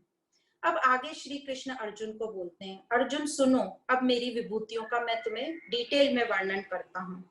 जो 12 आदित्य हैं उसमें मैं विष्णु हूँ। 12 आदित्य मतलब ये जो 12 महीने के आदित्य मतलब सूर्य, जो 12 महीने के सूर्य होते हैं उनको अलग अलग नाम दिए गए हैं। उसमें जो विष्णु जो है सूर्य, वो होता है कार्तिक महीने में। तो वो जो सूरज होता है, तमतमाता हुआ सूरज, वह मैं हूँ। इसी प्रकार जितनी भी प्रकाशमान चीजें हैं, जैसे चांद, सितारे, सूरज, उन सब में सूर्य है, मैं हूँ। क्योंकि जो सूर्य है वो सबको प्रकाश देता है। जो चांद की भी जो हम चांदनी देखते हैं वो सूर्य का ही रिफ्लेक्शन है। फिर आगे बोलते हैं, मारुतों में मारीची मैं हूँ। मारुतो मतलब ये वायु, हवा, तो उसमें मैं मारीची हूँ। मारीची मतलब वो वाली हवा जो बहुत ही हमें सुखद लगती है, ठंडी हल्की हल्की ठंडी हवा, जो कई बार आप सुबह वॉक के लिए जाते हैं गर्मियों के सीजन में, आपको एक ठंडी लहर आपके बदन को छूती है, उस हवा को बोलते हैं मारीची। तो वो मारीची मैं हूँ जो हमें सुखद फीलिंग कराती है। फिर नक्षत्रों में मैं चंद्रमा हूँ। जो 27 नक्षत्र हैं उसमें मैं चंद्रमा हूँ। चंद्रमा को शशि भी कहा गया है क्योंकि उसका जो तेज है वो बहुत दिव्य है। हालांकि है वो सूरज का ही रिफ्लेक्शन, वो दिव्यता प्रकट करता है। 4 वेदों में मैं सामवेद हूँ। 4 वेद कौन से हैं? ऋग्वेद, सामवेद, अथर्ववेद और यजुर्वेद। उनमें मैं सामवेद हूँ, क्योंकि ये जो सामवेद है इसकी लय बहुत अच्छी है, ये गाया जाता है, और ये जब गाया जाता है तो बहुत इंटरेस्टिंग लगता है, मन को बहुत पसंद आता है, मन को छू लेता है, इसलिए वेदों में मैं सामवेद हूँ। अब जो ऋग्वेद है, सामवेद का जो एक महावाक्य वो है तत्वमसि, वह तुम हो। ऋग्वेद का है प्रज्ञा नाम ब्रह्म, ज्ञान ही ब्रह्म है। अथर्ववेद का है अयम आत्मा ब्रह्म, आत्मा ही ब्रह्म है। और जो यजुर्वेद का है वो है अहम ब्रह्म अस्मि, मैं ही ब्रह्म हूँ। तो इस प्रकार 4 वेदों में सामवेद में हूँ। अब इंद्रियों में ज्ञान इंद्रियां हैं हमारी और कर्म इंद्रियां हैं। इन सब में मैं मन हूँ, क्योंकि जो मन है इन सबको कंट्रोल करता है, तो मन सभी इंद्रियों का राजा है। तो मन को ही हमें ट्रेन करना है, मन को ही हमें फोकस और एकाग्रचित करना है। ये मन के ऊपर एक बहुत अच्छी एक और स्टोरी याद आती है। एक बार एक व्यक्ति एक जिन को बेचने निकला। तो जब वो बेचने निकला तो उसको रास्ते में एक साहूकार मिला। तो वो साहूकार पूछने लगा कि अरे भाई कहाँ जा रहे हो? तो बोले ये जिन है। एक व्यक्ति था अजीब से दिखने वाला। तो बोले ये जिन है, इसको मुझे बेचना है। तो बोले इसका यूज क्या है, ये क्या काम करता है? तो बोले ये जो जिन है ना, ये सब काम करता है, आप इससे सारे काम करवा सकते हो। तो साहूकार को लगा वाह, मेरा तो बहुत बड़ा बिजनेस है, तो ये मुझे बहुत काम आएगा, तो तुम इसे मुझे बेच दो। कितने में बेचोगे? तो उसने कहा 500 रुपए में, 500 रुपीज में। तो साहूकार ने पूछा तुम इसको इतना सस्ता क्यों बेच रहे हो जब ये इतना काम करता है? तो बोले ये इतना फास्ट काम करता है कि आप कितना भी बड़ा काम दो ये 2 मिनट में कम करके आ जाता है, और फिर यदि आपने इसको काम नहीं दिया तो ये आपको खाने लगेगा, आपको खाने को दौड़ेगा। तो साहूकार ने कहा कि मेरा तो बहुत बड़ा बिजनेस है, मेरे पास तो इतने काम है कि ये कभी खाली नहीं बैठेगा, तो चलो 500 ही रुपए मैं इसको खरीद लेता हूँ। साहूकार ने उस जिन को खरीद लिया। अब उसको अपने घर ले गया, उसको काम बताता जाता है, पर वो 2 सेकंड में काम करके वापस आ जाता है, और काम में थोड़ा भी देर लगाओ बताने को तो वो साहूकार को खाने को दौड़ता है। तो अब ये साहूकार बहुत परेशान हो गया ये जिन से। तो वो अपने गुरु के पास गया और बोले मैं बड़ा चिंतित हूँ, ये मैंने जिन खरीद लिया है, ये इस प्रकार का, इसको 1 सेकंड भी खाली छोड़ो तो ये मुझे खाने लगता है। तो गुरु ने कहा कि अच्छा ऐसी बात है, सिंपल चीज है, अपने आंगन में बोले एक पोल लगा दो, खंबा लगा दो एक, और जब भी तुम्हारा कोई काम खत्म हो जाए तो इसको बोलो इस पोल पे ऊपर चढ़ नीचे उतर, ऊपर चढ़ नीचे उतर, यही काम है। तो उसको साहूकार को ये आइडिया बहुत अच्छा लगा, उसने वो पोल लगा दिया, और अब जिन वो जैसे ही काम खत्म करके आता उसको लगा देता ऊपर चढ़ नीचे उतर। तो इस पूरी कहानी में जो जिन है वो हमारा मन है। 1 सेकंड भी हमारा मन जब खाली रहता है तो हमारे ही ऊपर ही दौड़ता है, हमको ही खाने को दौड़ता है। तो हमारे मन को हम कैसे पोल के ऊपर और नीचे चढ़ाएंगे? हमारी श्वासों पे गिनते रहेंगे, मन को अपनी श्वासों से कनेक्ट करते रहेंगे, ताकि हम प्रेजेंट में रहे और हमारा मन इधर उधर बाहर की दूसरी चीजों में नहीं भागे। तो ये बहुत अच्छी स्टोरी है जो हमें समझाती है कि हमारा मन भी जरा सा खाली रहा कि वो गलत चीजों में लग जाता है और हमारी खुद की लाइफ हमारी खराब कर देता है। आगे भगवान बोलते हैं सभी में जो चेतनता है, जो लाइफ गिविंग प्रिंसिपल है, जो हमारा होनापन है, जिससे हम प्रकट होते हैं, वह मैं हूँ। फिर 11 रुद्रों में मैं शंकर हूँ। शंकर मतलब जो प्रलय करते हैं, मतलब प्रलय भी बहुत अच्छी बात है, प्रलय करेंगे तभी तो नेक्स्ट की उत्पत्ति होगी, नया सूरज आएगा। तो प्रलय रुद्रों में मैं शंकर हूँ, और यक्षों में मैं कुबेर हूँ। यक्ष कौन है? यक्ष वो लोग होते हैं जो एक तरीके से थोड़े बहुत राक्षस जैसे ही होते हैं, पूरे राक्षस तो नहीं पर राक्षस की क्वालिटीज के काफी निकट होते हैं। और यूजुअली यक्षों में कुबेर, तो कुबेर उनको बोला जाता है जो धन संपत्ति संभालते हैं। तो ऐसा बोला है कि इनमें भी थोड़ा थोड़ा ये सेल्फिश होते हैं, थोड़ा स्वार्थ रहता है इनमें, और थोड़ी गड़बड़ी करते हैं, मतलब डिसऑनेस्टी इनमें रहती है। और यहाँ पर जो हम बताते हैं कि जो रावण का बड़ा भाई था उसको कुबेर बोला जाता है। तो यक्षों में मैं कुबेर हूँ। अब वसुओं में मैं अग्नि हूँ। वासु मतलब जो हमारे प्रकृति के जिनको हम देवी देवता मानते हैं, उनमें मैं अग्नि हूँ। अग्नि क्यों? क्योंकि अग्नि से कोई भी चीज हम स्टरलाइज कर लेते हैं, प्यूरिफाई कर लेते हैं, और अग्नि में वो तेज होता है, इसलिए वासुओं में मैं अग्नि हूँ। आगे बोलते हैं पर्वतों में मैं मेरु हूँ। मेरु क्यों? मेरु, एक तो जो मेरु पर्वत है उसकी हाइट बहुत ज्यादा है, उच्च है उसकी चोटी बहुत। दूसरा, ये जो मेरु पर्वत है ये विश्व में एकदम मध्य बिंदु में टिका हुआ है।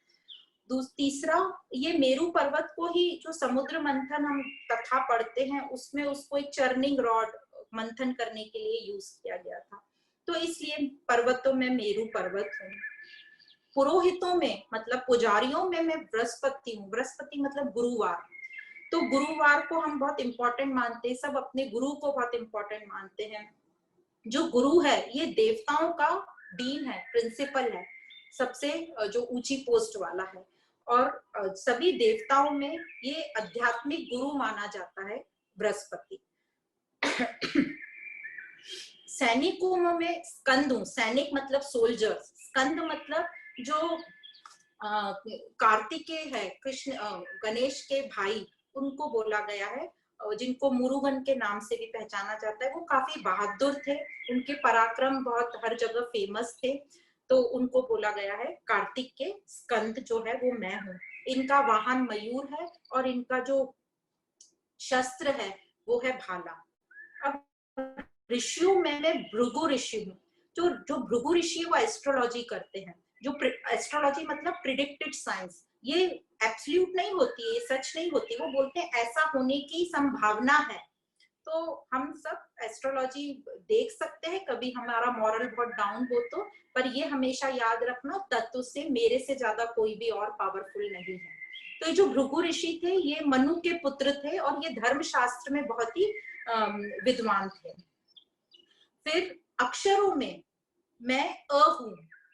अब ये अ शब्द क्या है? कोई भी हमारा वाक्य बिगर अ के पूरा नहीं होता। जैसे अंग्रेजी में वाउल्स वॉबल्स होते हैं, ए ई आई ओ यू, उसके बिगर कोई भी सेंटेंस पूरा नहीं होता। उसी प्रकार ये जो अ आ ई होता है ये मैं हूँ, इसमें अ मैं हूँ। और कोई भी जो छोटा जो बच्चा जब पैदा होता है तो उसका जो पहला स्वर होता है वो अ से ही शुरू होता है। अब वाणी में मैं ओम हूँ।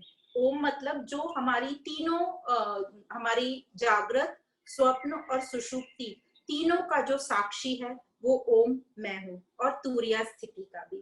फिर यज्ञों में मैं जप यज्ञ हूँ। जप यज्ञ सबसे इजीएस्ट है, उसमें कोई सामग्री नहीं लगती। और जप में हम देते क्या है? आहुति, हमारा अज्ञान, और बढ़ता क्या है? हमारा आत्मिक ज्ञान। तो इस प्रकार जप यज्ञ मैं हूँ। पर हम अभी हम लोग करते हैं, हम थोड़ा सा करते करते अपने दूसरे उसमें, क्योंकि मैकेनिकल हो जाता है वो और हम कहीं और चले जाते हैं। पर यहाँ पे बोल रहे हैं जप यज्ञ, यज्ञों में मैं जप यज्ञ हूँ। फिर स्थिर रहने वालों में मैं हिमालय हूँ, स्टेबिलिटी। तो वो हिमालय को बोल रहे हैं स्टेबिलिटी का प्रतीक।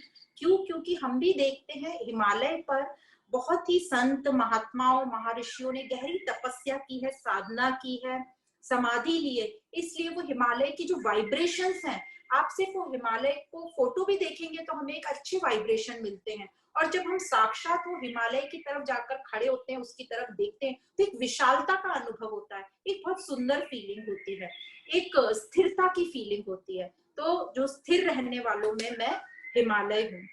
वृक्षों में मैं पीपल हूँ। पीपल जो वृक्ष होता है ये 24 आवर्स ऑक्सीजन देता है हमें। दूसरा, जो पीपल का वृक्ष होता है बहुत विशाल होता है, जिसमें बहुत लोग नीचे आराम कर सकते हैं। ऐसा कहा जाता है इवन गांव की गांव बस सकते हैं उनके छांव के नीचे। और ये जो पीपल है, जैसे बताया, इसका एरिया बहुत ज्यादा होता है और इसकी लाइफ बहुत बड़ी होती है पीपल की। इसका में आदि और अंत, कभी आपने गांव में पीपल के या शहरों में भी देखे होंगे, तो उसका कब वो किसने बोया था और कब तक चलेगा यह कहना मुश्किल है। तो इस प्रकार पीपल में, वृक्षों में पीपल हूँ। देव ऋषियों में मैं नारद हूँ। जो नारद जी थे ये बहुत ही उच्च कोटि के भक्त थे। 24/7 उनके मुख से नारायण नारायण का जाप निकलता था। मतलब वो एक सेकंड के लिए भी आत्म तत्व को भूलते नहीं थे। भले ही हम सब लोग वो नारद जी के लिए हम थोड़े से फनी जोक्स क्रैक करते हैं, पर ये जो नारद जी थे ये बहुत ही उच्च कोटि के भक्त थे। ये बहुत लोगों के गुरु हैं, जैसे हमने ध्रुव और प्रहलाद की तो कहानियां सुनी है, उनके गुरु नारद जी ही थे। और नारद जी नारद भक्ति सूत्र आप पढ़ेंगे तो समझेंगे कि नारद जी की महिमा क्या थी। तो देव ऋषियों में नारद मैं हूँ। अब आगे बोलते गंधर्वों में चित्ररथ मैं हूँ। ये गंधर्व कौन होते हैं? ये गंधर्व वो होते हैं जो एंटरटेनमेंट डिपार्टमेंट संभालते हैं। तो हमने यूजुअली देखा है एंटरटेनमेंट डिपार्टमेंट मतलब मनोरंजन वाला विभाग। ये जो मनोरंजन वाला विभाग होता है यूजुअली आप देखना रात को शुरू होता है, उनका दिन जो है रात को 10-11 बजे के बाद शुरू होता है। और जो हमारी नॉर्मल मनुष्य लोगों की लाइफ होती है वो 10-11 बजे सोने का टाइम होता है। तो पुरातन काल में ऐसा रूल था कि जो एंटरटेनमेंट डिपार्टमेंट संभालते हैं, मनोरंजन विभाग संभालते हैं, उनका टाइम 11 बजे से शुरू होता है और उस टाइम में जो नॉर्मल मनुष्य लोग हैं उनको तब एंट्री नहीं होती, बाहर निकलना उनको परमिटेड नहीं था। पर एक बार की बात है, अर्जुन जो थे रात को 11 बजे के बाद ऐसे ही टहलने निकल गए भ्रमण करने के लिए और वहां पर चित्ररथ घूम रहे थे। तो वो चित्ररथ का अपना प्राइवेट टाइम था, वो अपनी गर्लफ्रेंड के साथ घूम रहे थे। तो अर्जुन ने उनको देख लिया।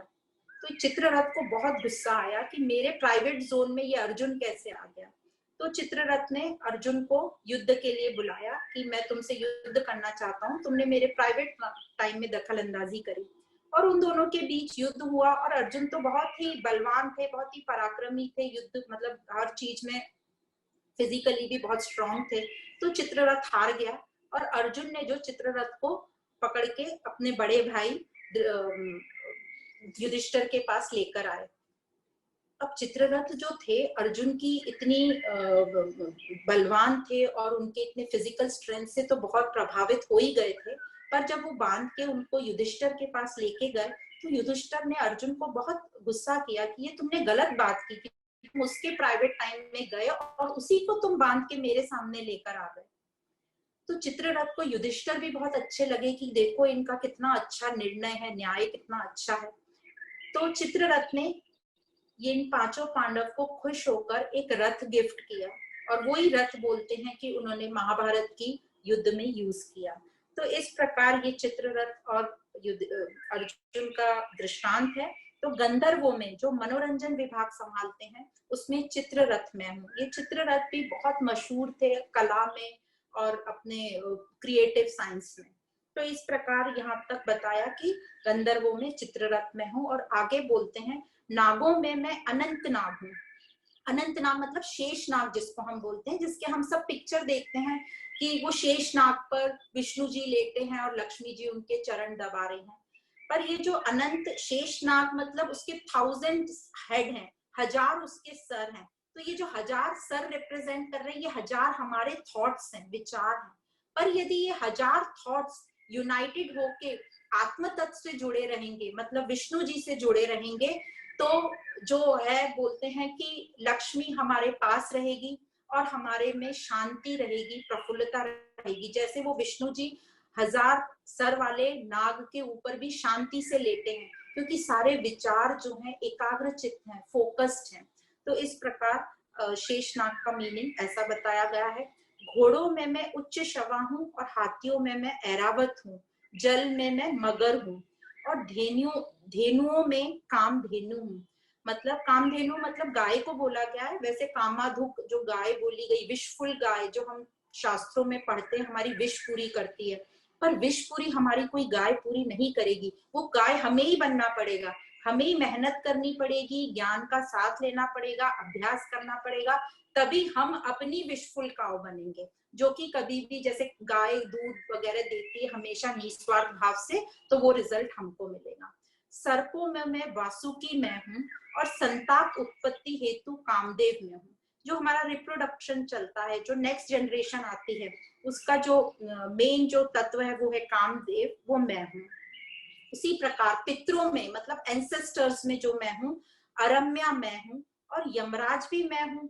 अब ये यमराज की यहाँ बहुत तारीफ करी गई है। बोला जितने भी अधिकारी क्षेत्र हैं जो प्राणियों का फिर शासन करते हैं, उन सब में जो यमराज हैं इनको सबसे बेस्ट धर्म पूर्वक कहा गया है क्योंकि इनके न्याय में कहीं गलती से भी गलती नहीं होती।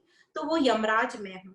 अब शस्त्रधारियों में राम में हूँ, दैत्यों में मतलब राक्षस योनियों में प्रहलाद में हूँ।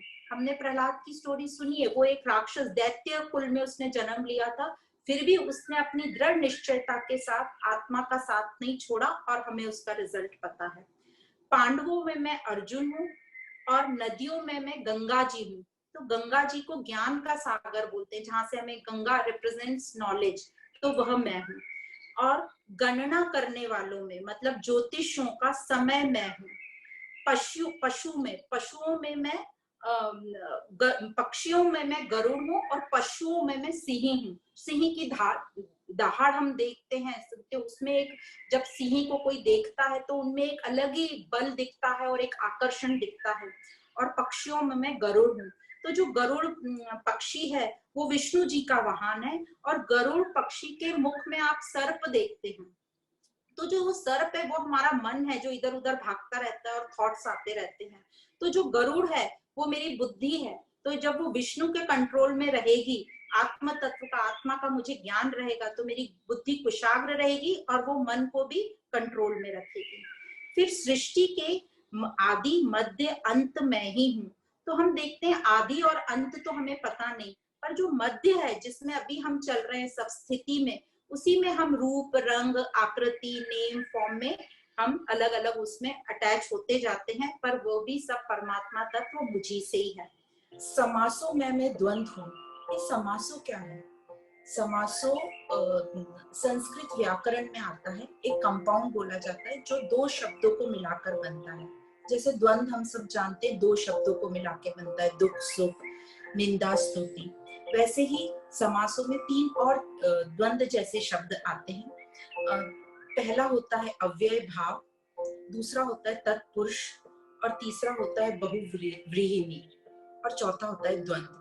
तो जो द्वंद्व है उसमें दोनों शब्दों को एक जैसा इंपॉर्टेंस मिलता है। जैसे राम कृष्ण, दोनों को एक जैसा इंपॉर्टेंस मिलता है, इसलिए द्वंद्वों को श्रेष्ठ माना गया है इस समासों में।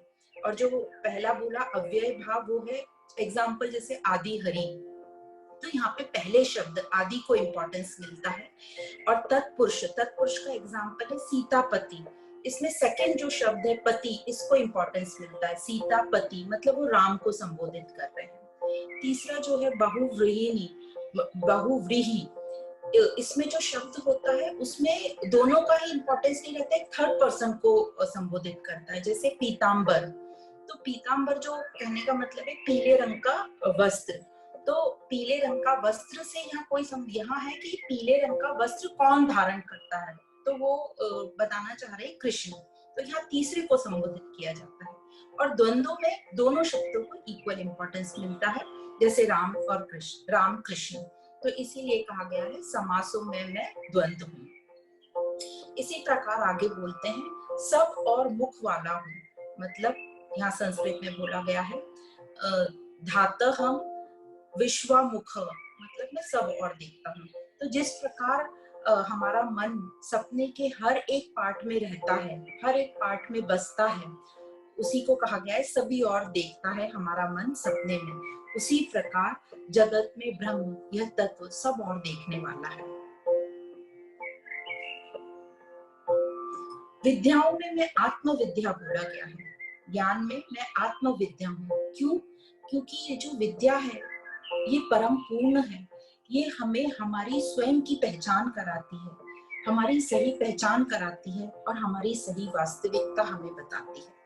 आगे विद्याओं में मतलब नॉलेज में, अलग अलग नॉलेज में मैं आत्मविद्या हूँ, क्योंकि वह हमें ब्रह्म विद्या, वो हमारा अपना स्वयं का हमें नॉलेज देता है, हमें जागृत करता है, हमें वेकअप कॉल देता है। तो इस प्रकार विद्याओं में मैं आत्मविद्या हूँ। अब संपूर्ण प्राणियों के अंतःकरण में स्थित आत्मा भी मैं ही हूँ, मैं ही मृत्यु भी हूँ और मैं ही जन्म भी हूँ। अब जो मृत्यु बोला गया है, तो कई लोगों के मन में क्वेश्चन आता है फिर से कि जो उत्तरायण और दक्षिणायन की बात थी, उसमें महाभारत के टाइम भीष्म पितामह का जब वो घायल हो गए तो वो रुके रहे उत्तरायण के लिए। तो जब भगवान बोल रहे हैं कि सभी समय मैं हूं और मन की स्थिति पे डिपेंड करता है उत्तरायण, तो भीष्म पितामह क्यों रुके रहे? तो उसका आंसर ये दिया गया है कि भीष्म पितामह इसलिए रुके रहे क्योंकि उनके सामने साक्षात श्री कृष्ण मौजूद थे। तो उन्होंने सोचा कि श्री कृष्ण जब मुझे यही मिल रहे हैं तो मैं यही क्यों ना रुक जाऊं।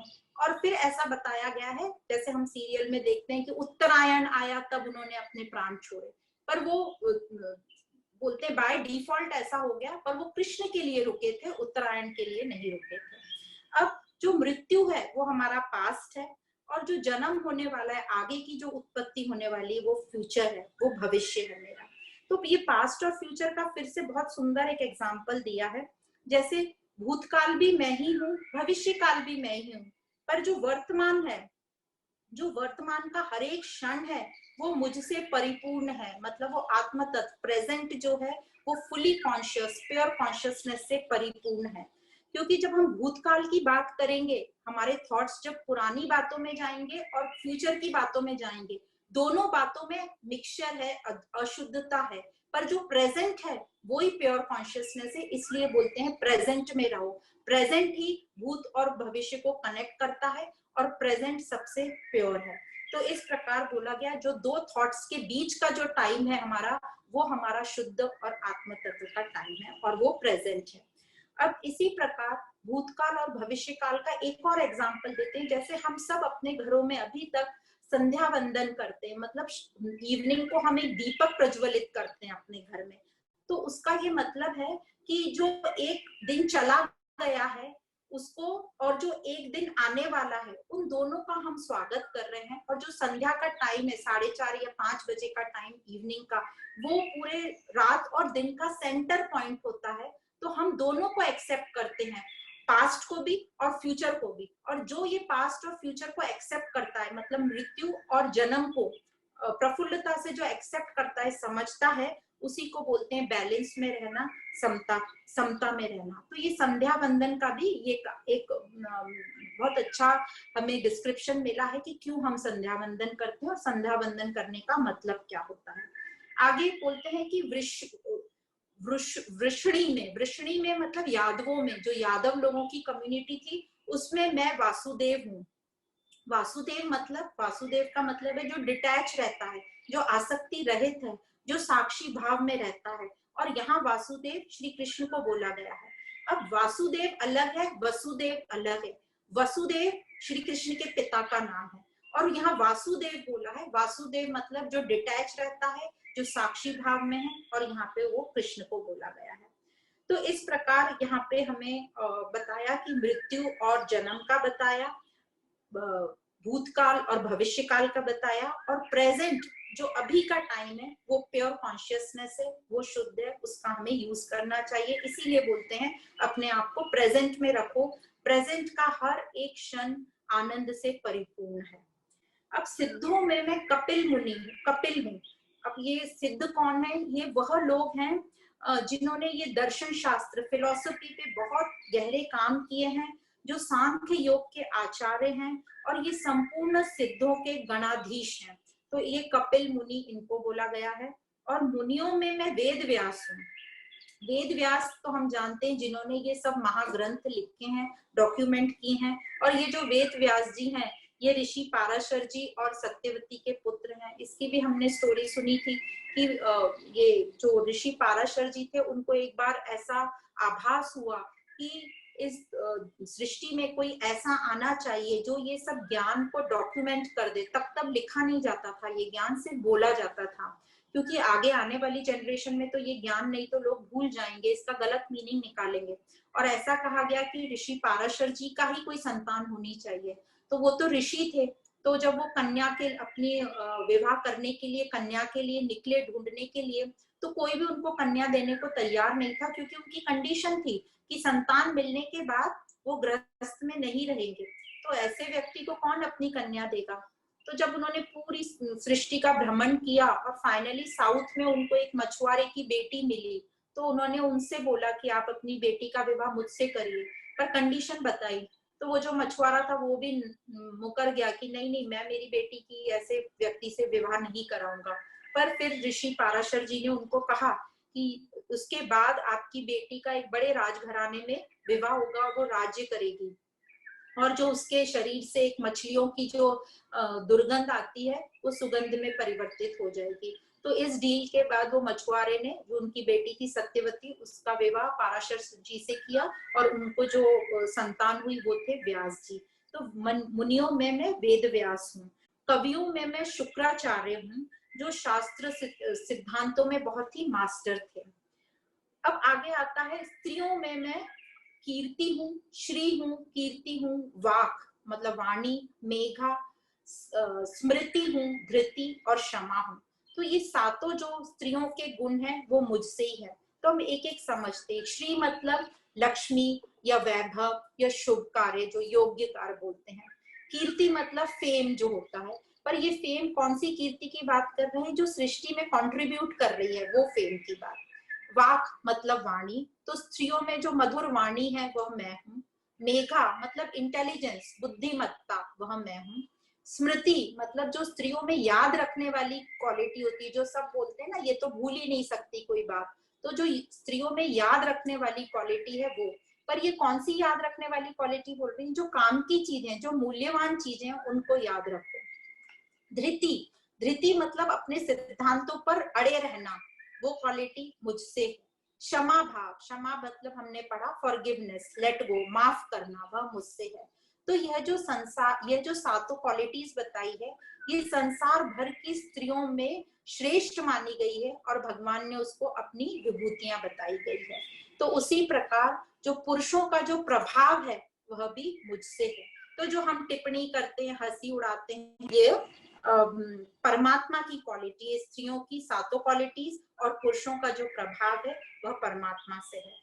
तो जो भी हमने यहाँ तक विभूतियों में पढ़ा समझा, उसका तात्पर्य वह यही है कि हमें केवल भगवान की तरफ हमारा लक्ष्य कराने की कोशिश कर रहे हैं, तत्व की तरफ लक्ष्य कराने की कोशिश कर रहे हैं। यदि ये गुण हमें अपने में दिखाई दें या किसी और में दिखाई दें, अपने में सबसे पहले दिखाई दें तो उसको भगवान का ही माने, ताकि हमें अपने आप में अभिमान नहीं होगा, अहंकार नहीं होगा, ईगो नहीं होगा हमारे में। और ईगो के कारण या अभिमान के कारण ही हमारा पतन होता है, ये सब हम अच्छे से जान गए हैं। अब आगे श्री भगवान बोलते हैं कि छंदों में मतलब मंत्रों में मैं गायत्री मंत्र हूँ। अब यहाँ पे गायत्री मंत्र उसको बोला है जो हम सूर्य देव के लिए करते हैं। गायत्री माँ नहीं, गायत्री माँ तो वेदों की माँ है, और ये जो गायत्री मंत्र है ये काउंटिंग के लिए, ये एक मीटर है, वेदों का मीटर जो यूज किया जाता है। पर यहाँ मंत्र जो बात हो रही है वो सूर्य भगवान को जो हम मंत्र बोलते हैं वह गायत्री मंत्र, और सूर्य भगवान से हम अपने लिए प्रार्थना करते हैं कि हमारे जीवन में वो प्रकाश आए। तो मंत्रों में मैं गायत्री मंत्र हूँ। अब 12 महीनों में मैं मार्गशीर्ष हूँ। मार्गशीर्ष कौन सा महीना होता है? जो हमें जिस महीने में हमें अनाज की उत्पत्ति होती है, और हमने चौथे अध्याय में ही पढ़ा था कि जो अनाज की उत्पत्ति से ही सारे जो प्राणी हैं, जो प्रजा है वो जीवित रहती है। तो 12 महीने में मैं मार्गशीर्ष हूँ। दूसरे कौन से महीने हैं 12? वो है चैत्र जो मार्च का महीना होता है, बैशाख जो अप्रैल का महीना होता है, जेठ महीना मई का महीना, आषाढ़ जून, श्रावण जुलाई, भादव अगस्त का महीना, अश्विन सितंबर, कार्तिक अक्टूबर, मार्गशीर्ष नवंबर का महीना, पोष मतलब दिसंबर का महीना, माघ जनवरी का महीना, और फागुन फरवरी का महीना। तो ये 12 महीनों में मार्गशीर्ष में हूँ। अब 6 ऋतुओं में मैं वसंत ऋतु हूँ। वसंत ऋतु तो 6 ऋतु बताइए यहाँ पे, वसंत, ग्रीष्म, वर्षा, शरद, हेमंत और शिशिर। इनमें मैं वसंत ऋतु हूँ। वसंत कौन सा मौसम होता है, ऋतु होती है, जब पूरा जो माहौल होता है बहुत ही सुंदर और आकर्षित लगता है, ना ज्यादा गर्मी होती है ना ज्यादा सर्दी होती, एकदम प्लेजेंट क्लाइमेट होता है, सुहाना मौसम होता है, वृक्ष फूल से लदे होते हैं, हवा एकदम हल्की हल्की ठंडी हवा होती है। तो ये मौसम सबसे सुहाना मौसम होता है। और ये 6 ऋतुओं के अलावा 2 ऋतु इन्होंने और जोड़ी है, जो है हमारे मन की ऋतु, सुख और दुख। तो अब यदि हमारा मन सुख में हो, आनंद में हो, तो बाहर कोई भी ऋतु होगी इससे हमें कोई भी फर्क नहीं पड़ेगा। पर ये जो सुख और आनंद मन में कहाँ से मिलेगा? ये आत्म तत्व की उपस्थिति से ही मिलेगा, जब हम अपने आत्म तत्व को जानेंगे। तो जो मन का सुख है ये सबसे बड़ी ऋतु है हमारे लिए। अब आगे कहते हैं कि गुप्त रखने योग्य मैं मौन हूँ। तो हमने देखा है कि हमको कोई बात बोलता है और बोलते हैं सीक्रेट है, किसी को बताना मत, तो वो जैसे ही किसी को बता दी तो उसकी सीक्रेसी खत्म हो जाती है। तो यहाँ बोलते हैं वो मैं मौन मैं हूँ जो सीक्रेट रख पाए कोई चीज। और दूसरा एक मीनिंग बोला है वो साइलेंस जो हम ध्यान योग के अंत में जो हमें साइलेंस मिलता है, वह साइलेंस जो हमें मेंटली एकदम पीसफुल बना देता है। तो गुप्त रखने योग्य मौन मैं हूँ, तो जो मुझे प्रकट करता है उनमें मैं हूँ। आगे बोलते हैं कला और कौशल, मतलब जो भी क्रिएटिव फील्ड है उन सब के नॉलेज को जानने वाला वह भी मैं हूँ।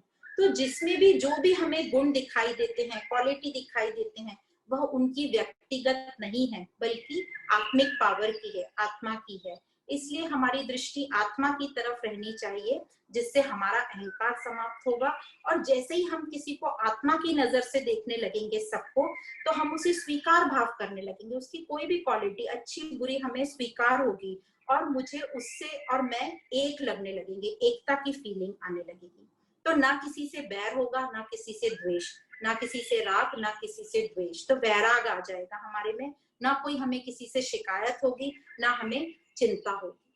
तो आगे बोलते हैं दमन करने वाले, मतलब जो लॉ, जो नियम को तोड़ते हैं उनको, वो उनमें मैं दंड हूँ। मतलब जो लॉ और कानून तोड़ते हैं उनको दंड देने वाला मैं दंड हूँ। सात्विक मनुष्यों में सात्विक भाव हूँ। तो हमने 3 गुण देखे, सात्विक, राजसिक और तामसिक। तो सबसे ज्यादा जो आत्मिक पावर प्रकट करता है वो सात्विक गुणों वाला। तो सात्विक भाव मैं हूँ। निश्चय करने वालों का निश्चय मैं हूँ, और धर्म नीति भी मैं ही हूँ, तेज भी मैं ही हूँ। तो तेज कौन सा? ये ब्यूटी, जो फिजिकल ब्यूटी हमें दिखाई देती है, तो वह भी मैं हूँ। विवेक भी मैं हूँ, और वाद विवाद, मतलब जो डिबेट होता है उसमें मैं वाद हूँ।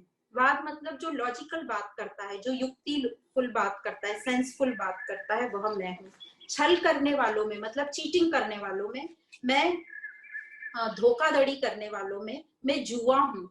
मतलब जुआ मतलब गैम्बलिंग, जो बहुत ही दुखदाई है, पीड़ा देने वाला है। मूल आत्मा मैं हूँ, पर मैं कुछ करता नहीं हूँ। फल जैसा जो व्यक्ति करेगा, जो जुआ करेगा, तो उसका फल भी उसको मिलेगा। मैं सिर्फ नींव हूँ, मैं कुछ करता नहीं हूँ, कहीं पार्टिसिपेट नहीं करता हूँ। तो हे अर्जुन, सभी का जो बीज है, जो सभी का जो मूल रूप है संपूर्ण प्राणियों का, वह मैं हूँ। तो जिस प्रकार कोई मटके के हर कण में मट्टी होती है, समुन्दर के हर लहर में जल होता है, जैसे हम देखते हैं दूध के हर कण में मक्खन होता है, जिस प्रकार इलेक्ट्रिक करंट तो एक ही होता है पर यंत्र अलग अलग होते हैं, जैसे TV, fridge, heater, laptop, phone सब अलग अलग होते हैं, उसी प्रकार हम सब में एक ही तत्व है, और पर हमारे साइज, शेप, फॉर्म, कलर सब अलग अलग है, नेचर अलग अलग है। तो ये सार बात यही है कि वह हमें किसी भी तरह आत्म तत्व से जोड़ना चाह रहे हैं, अनुभव कराने के लिए। ये सब क्यों इतना वर्णन किया कि हम अनुभव कर सकें उस तत्व को, और उसी को हम वासुदेव सर्वम कह रहे हैं, ताकि हमारा जो वस्तु रूप से आकर्षण हटकर और जो विशेषता है, जो तत्व है, उसकी तरफ हमारा ख्याल जाए। ऐसा करने से सबके साथ आत्मिक हमारा संबंध बनेगा, अपनेपन का हमें अनुभव होगा। जैसे हम कोई अच्छी चीज देखते हैं या अच्छी कलाकारी देखते हैं, अच्छी पेंटिंग देखते हैं, अच्छी रंगोली देखते हैं, तो हम क्या पूछते हैं, किसने बनाई है ये? तो बनाने वाले की तरफ हमारी नजर जानी चाहिए। तो जिस तरीके से केन उपनिषद में बोलते हैं, मनोस्य मनो, श्रोत्रस्य श्रोत्रम, प्राणोस्य प्राण, मतलब श्रोत्र मतलब कान, ये कानों के कान कौन है? ये मन का मन कौन है? ये हमारे को जो हम बोल रहे हैं, ये बोलने वाला कौन है हमारे पीछे? तो जब हम कौन है पर हमारी नजर जाएगी, तो हमारा जो अभिमान कम होगा, हमारे में ईर्षा द्वेष नहीं होगी, बस प्रेम ही प्रेम होगा, समर्पण भाव होगा। इसी को ही भक्ति बोलते हैं, इसी को ही पूजा बोलते हैं, और ऐसे व्यक्ति को ही हम योगी बोलते हैं। तो इस प्रकार श्री कृष्ण ने अर्जुन को तो कहा ही, पर हम सभी को यही कह रहे हैं कि अपने मन को जो है विशाल करो, विशालता में आओ, एक्सपैंड करो अपना मन, और दिव्यता देखो सब जगह, सब जगह विभूतियां देखो। विभूति मतलब जिसमें कोई तेज है, किसी में कोई महानता है, पवित्रता है, संपन्नता है, तो ये सब मेरी विभूतियां हैं, उसके तरफ नजर जानी चाहिए, उसको देखो। और हर किसी में पावर है, हम दूसरों को देखते हैं, हमारे पास भी वही पावर है, वही क्रिएटिविटी है, पर हमको कब समझेगा? जब हमारा मन शांत होगा। तो जब हमारा मन एकदम शांत होगा, तो तो हम ये तत्व को पहचान सकेंगे। जब ये मेरे तेरे से द्वेष से हम बाहर निकलेंगे तब हम इस तत्व को पहचान सकेंगे। तो इस प्रकार श्री कृष्ण ने पूरी सृष्टि मतलब पूरी समष्टि को अर्जुन को कनेक्ट कर दिया। तो पूरी टोटल सृष्टि को एक अर्जुन इंडिविजुअल से कनेक्ट कर दिया। जैसे पूरी जो प्रकृति है परिवर्तनशील प्रकृति, क्षर प्रकृति को अक्षर अपरिवर्तनशील परमानेंट आत्मा से जोड़ दिया। तो इसी उसमें एक और एग्जांपल आता है, जैसे एक हमारे बहुत बड़े साइंटिस्ट थे जेसी बोस, उन्होंने रेडियो वेव्स का आविष्कार किया था और जब उनको पुरस्कार मिला तो उन्होंने स्टेज पर जो स्पीच दी उसमें यही स्पीच दी कि आज मुझे समझ में आ रहा है कि आनंद और शांति उसी को प्राप्त हो सकती है जो एक तत्व को, एक शक्ति को सब में देखेगा, अनेकता में जो एकता देखेगा। तो इस प्रकार कृष्ण ये भी कहते हैं कि कई लोगों को जिनको ज्ञान अभी पूरी तरीके से प्राप्त नहीं हो, उनको लगता है कि हमें कहीं स्पेसिफिक जगह जाके ही तत्व दिखेगा, भगवान दिखेगा, तो उनको मंदिर जाना होता है, तीर्थ स्थान जाने होते हैं, फिर उनको वो तत्व का आनंद प्राप्त होता है। पर जो ज्ञानी होते हैं उनको तो डे टू डे लाइफ में वो फल खा रहे हैं, उनको फल में भी वो तत्व दिखेगा, वो भोजन बना रहे हैं, उनको भोजन में भी वो तत्व दिखेगा, उनको छोटी छोटी चीजों में, इवन वो अपनी नाड़ियों में, अपने हृदय में, अपने श्वासों में उस तत्व को अनुभव करता है। तो इस प्रकार श्री कृष्ण ने हमको विभूतियों के द्वारा अदृश्य का दर्शन कराया। प्रकृति जो क्षर है उससे हमें अक्षर से जोड़ा, आत्म तत्व से जोड़ा, अपनी सब विभूतियां बताते हुए। अब श्री कृष्ण अक्षर से भी ऊपर, क्षर और अक्षर दोनों से ऊपर उत्तम पुरुष को बता रहे हैं और कहते हैं मैं इस संपूर्ण जगत को अपने एक अंश में व्याप्त कर कर धारण कर कर स्थित हूँ। ये सुनकर अर्जुन को बहुत ही आश्चर्य होता है और उसके मन में और जिज्ञासा आती है कि ये अपने एक अंश में पूरी सृष्टि को कैसे धारण करके स्थित हैं। तो अब यह क्वेश्चन अर्जुन 11वें अध्याय में पूछेगा जिससे हम विश्व रूप दर्शन का अनुभव कर पाएंगे। तो यहाँ तक श्री कृष्ण ने हमको ज्ञान देकर हमारा भी विवेक जागृत किया, हमें थोड़ा नियम धर्म बुद्धि बताई ताकि हम भी उस विश्व रूप दर्शन के लिए तैयार हो सके। तो इस प्रकार हमें अनेकता में एकता का बोध कराया, अनेकता में एकता का सिद्धांत समझाया गया। और यही आध्यात्मिक ज्ञान को, यही तत्व ज्ञान को समझने के लिए, सुनने के लिए दूर दूर से लोग, विदेशों से लोग हमारे भारत देश में आते हैं इस ज्ञान को प्राप्त करने के लिए, पर हम भारतीय इसकी जरा भी वैल्यू ही नहीं करते। तो अब हमारा धर्म है कि इस ज्ञान को, इस तत्व ज्ञान को अनुभव करें, इसको हम अपना आधार बनाएं और इसका अभ्यास हम जारी रखें ताकि हम अपनी संस्कृति और अपने संस्कारों का एक जीता जागता उदाहरण बन सकें। तो इस प्रकार विभूति योग का यहाँ अंत होता है। हम एक सुंदर सी प्रार्थना करके इस अध्याय को यहाँ समाप्त करेंगे, जो कि है आदि शंकराचार्य जी की आत्मबोध आत्म आह्वान। प्रातः स्मरामि हृदि संस्फुरत् आत्मतत्त्वम् सच्चित् सुखं परमहंस गतिं तुरीयम् यत् स्वप्न जागरत् सुषुप्ति अवेति नित्यं तत् ब्रह्म निष्कलमहं न च भूत संगः। जैसे ही हम सुबह जागते हैं इस प्रार्थना को ध्यान करें कि मैं वो आत्म स्वरूप हूँ। कहाँ बसती है ये आत्मा? ये हमारे हृदय में बसती है, जो सत चित सुख और आनंद है, जो साक्षी है जागृत, स्वप्न और सुषुप्ति की। मैं वो पर ब्रह्म हूँ, मैं वो आत्म तत्व हूँ, ना कि शरीर, ये 5 तत्वों का मिश्रण। तो यदि ये प्रार्थना हम रोज करें तो हमें एक अलग ही आनंद की फीलिंग आएगी। भले ही हम आत्मा के कहीं आसपास ना हो तो भी हम इसे करते रहें तो हमें एक आनंद की फीलिंग आएगी। इसलिए नहीं कि बाहर के सब लोग ठीक हो गए या मुझे ज्ञान हो, इसलिए कि मेरी जो दृष्टि है वो बदल गई, मैं साक्षी रूप में आ गया, अब मैं उस तत्व को धीरे धीरे पहचान रहा हूँ। तो इस प्रकार श्रीमद् भगवद गीता उपनिषद ब्रह्म विद्या योग शास्त्र श्री कृष्ण अर्जुन संवाद के रूप में विभूति योग नामक 10वां अध्याय यहाँ समाप्त होता है। अध्याय तो समाप्त होता है, पर हमारी आत्मबोध की यात्रा अब प्रारंभ होती है। तो आप सभी को बहुत बहुत धन्यवाद एवं प्रणाम।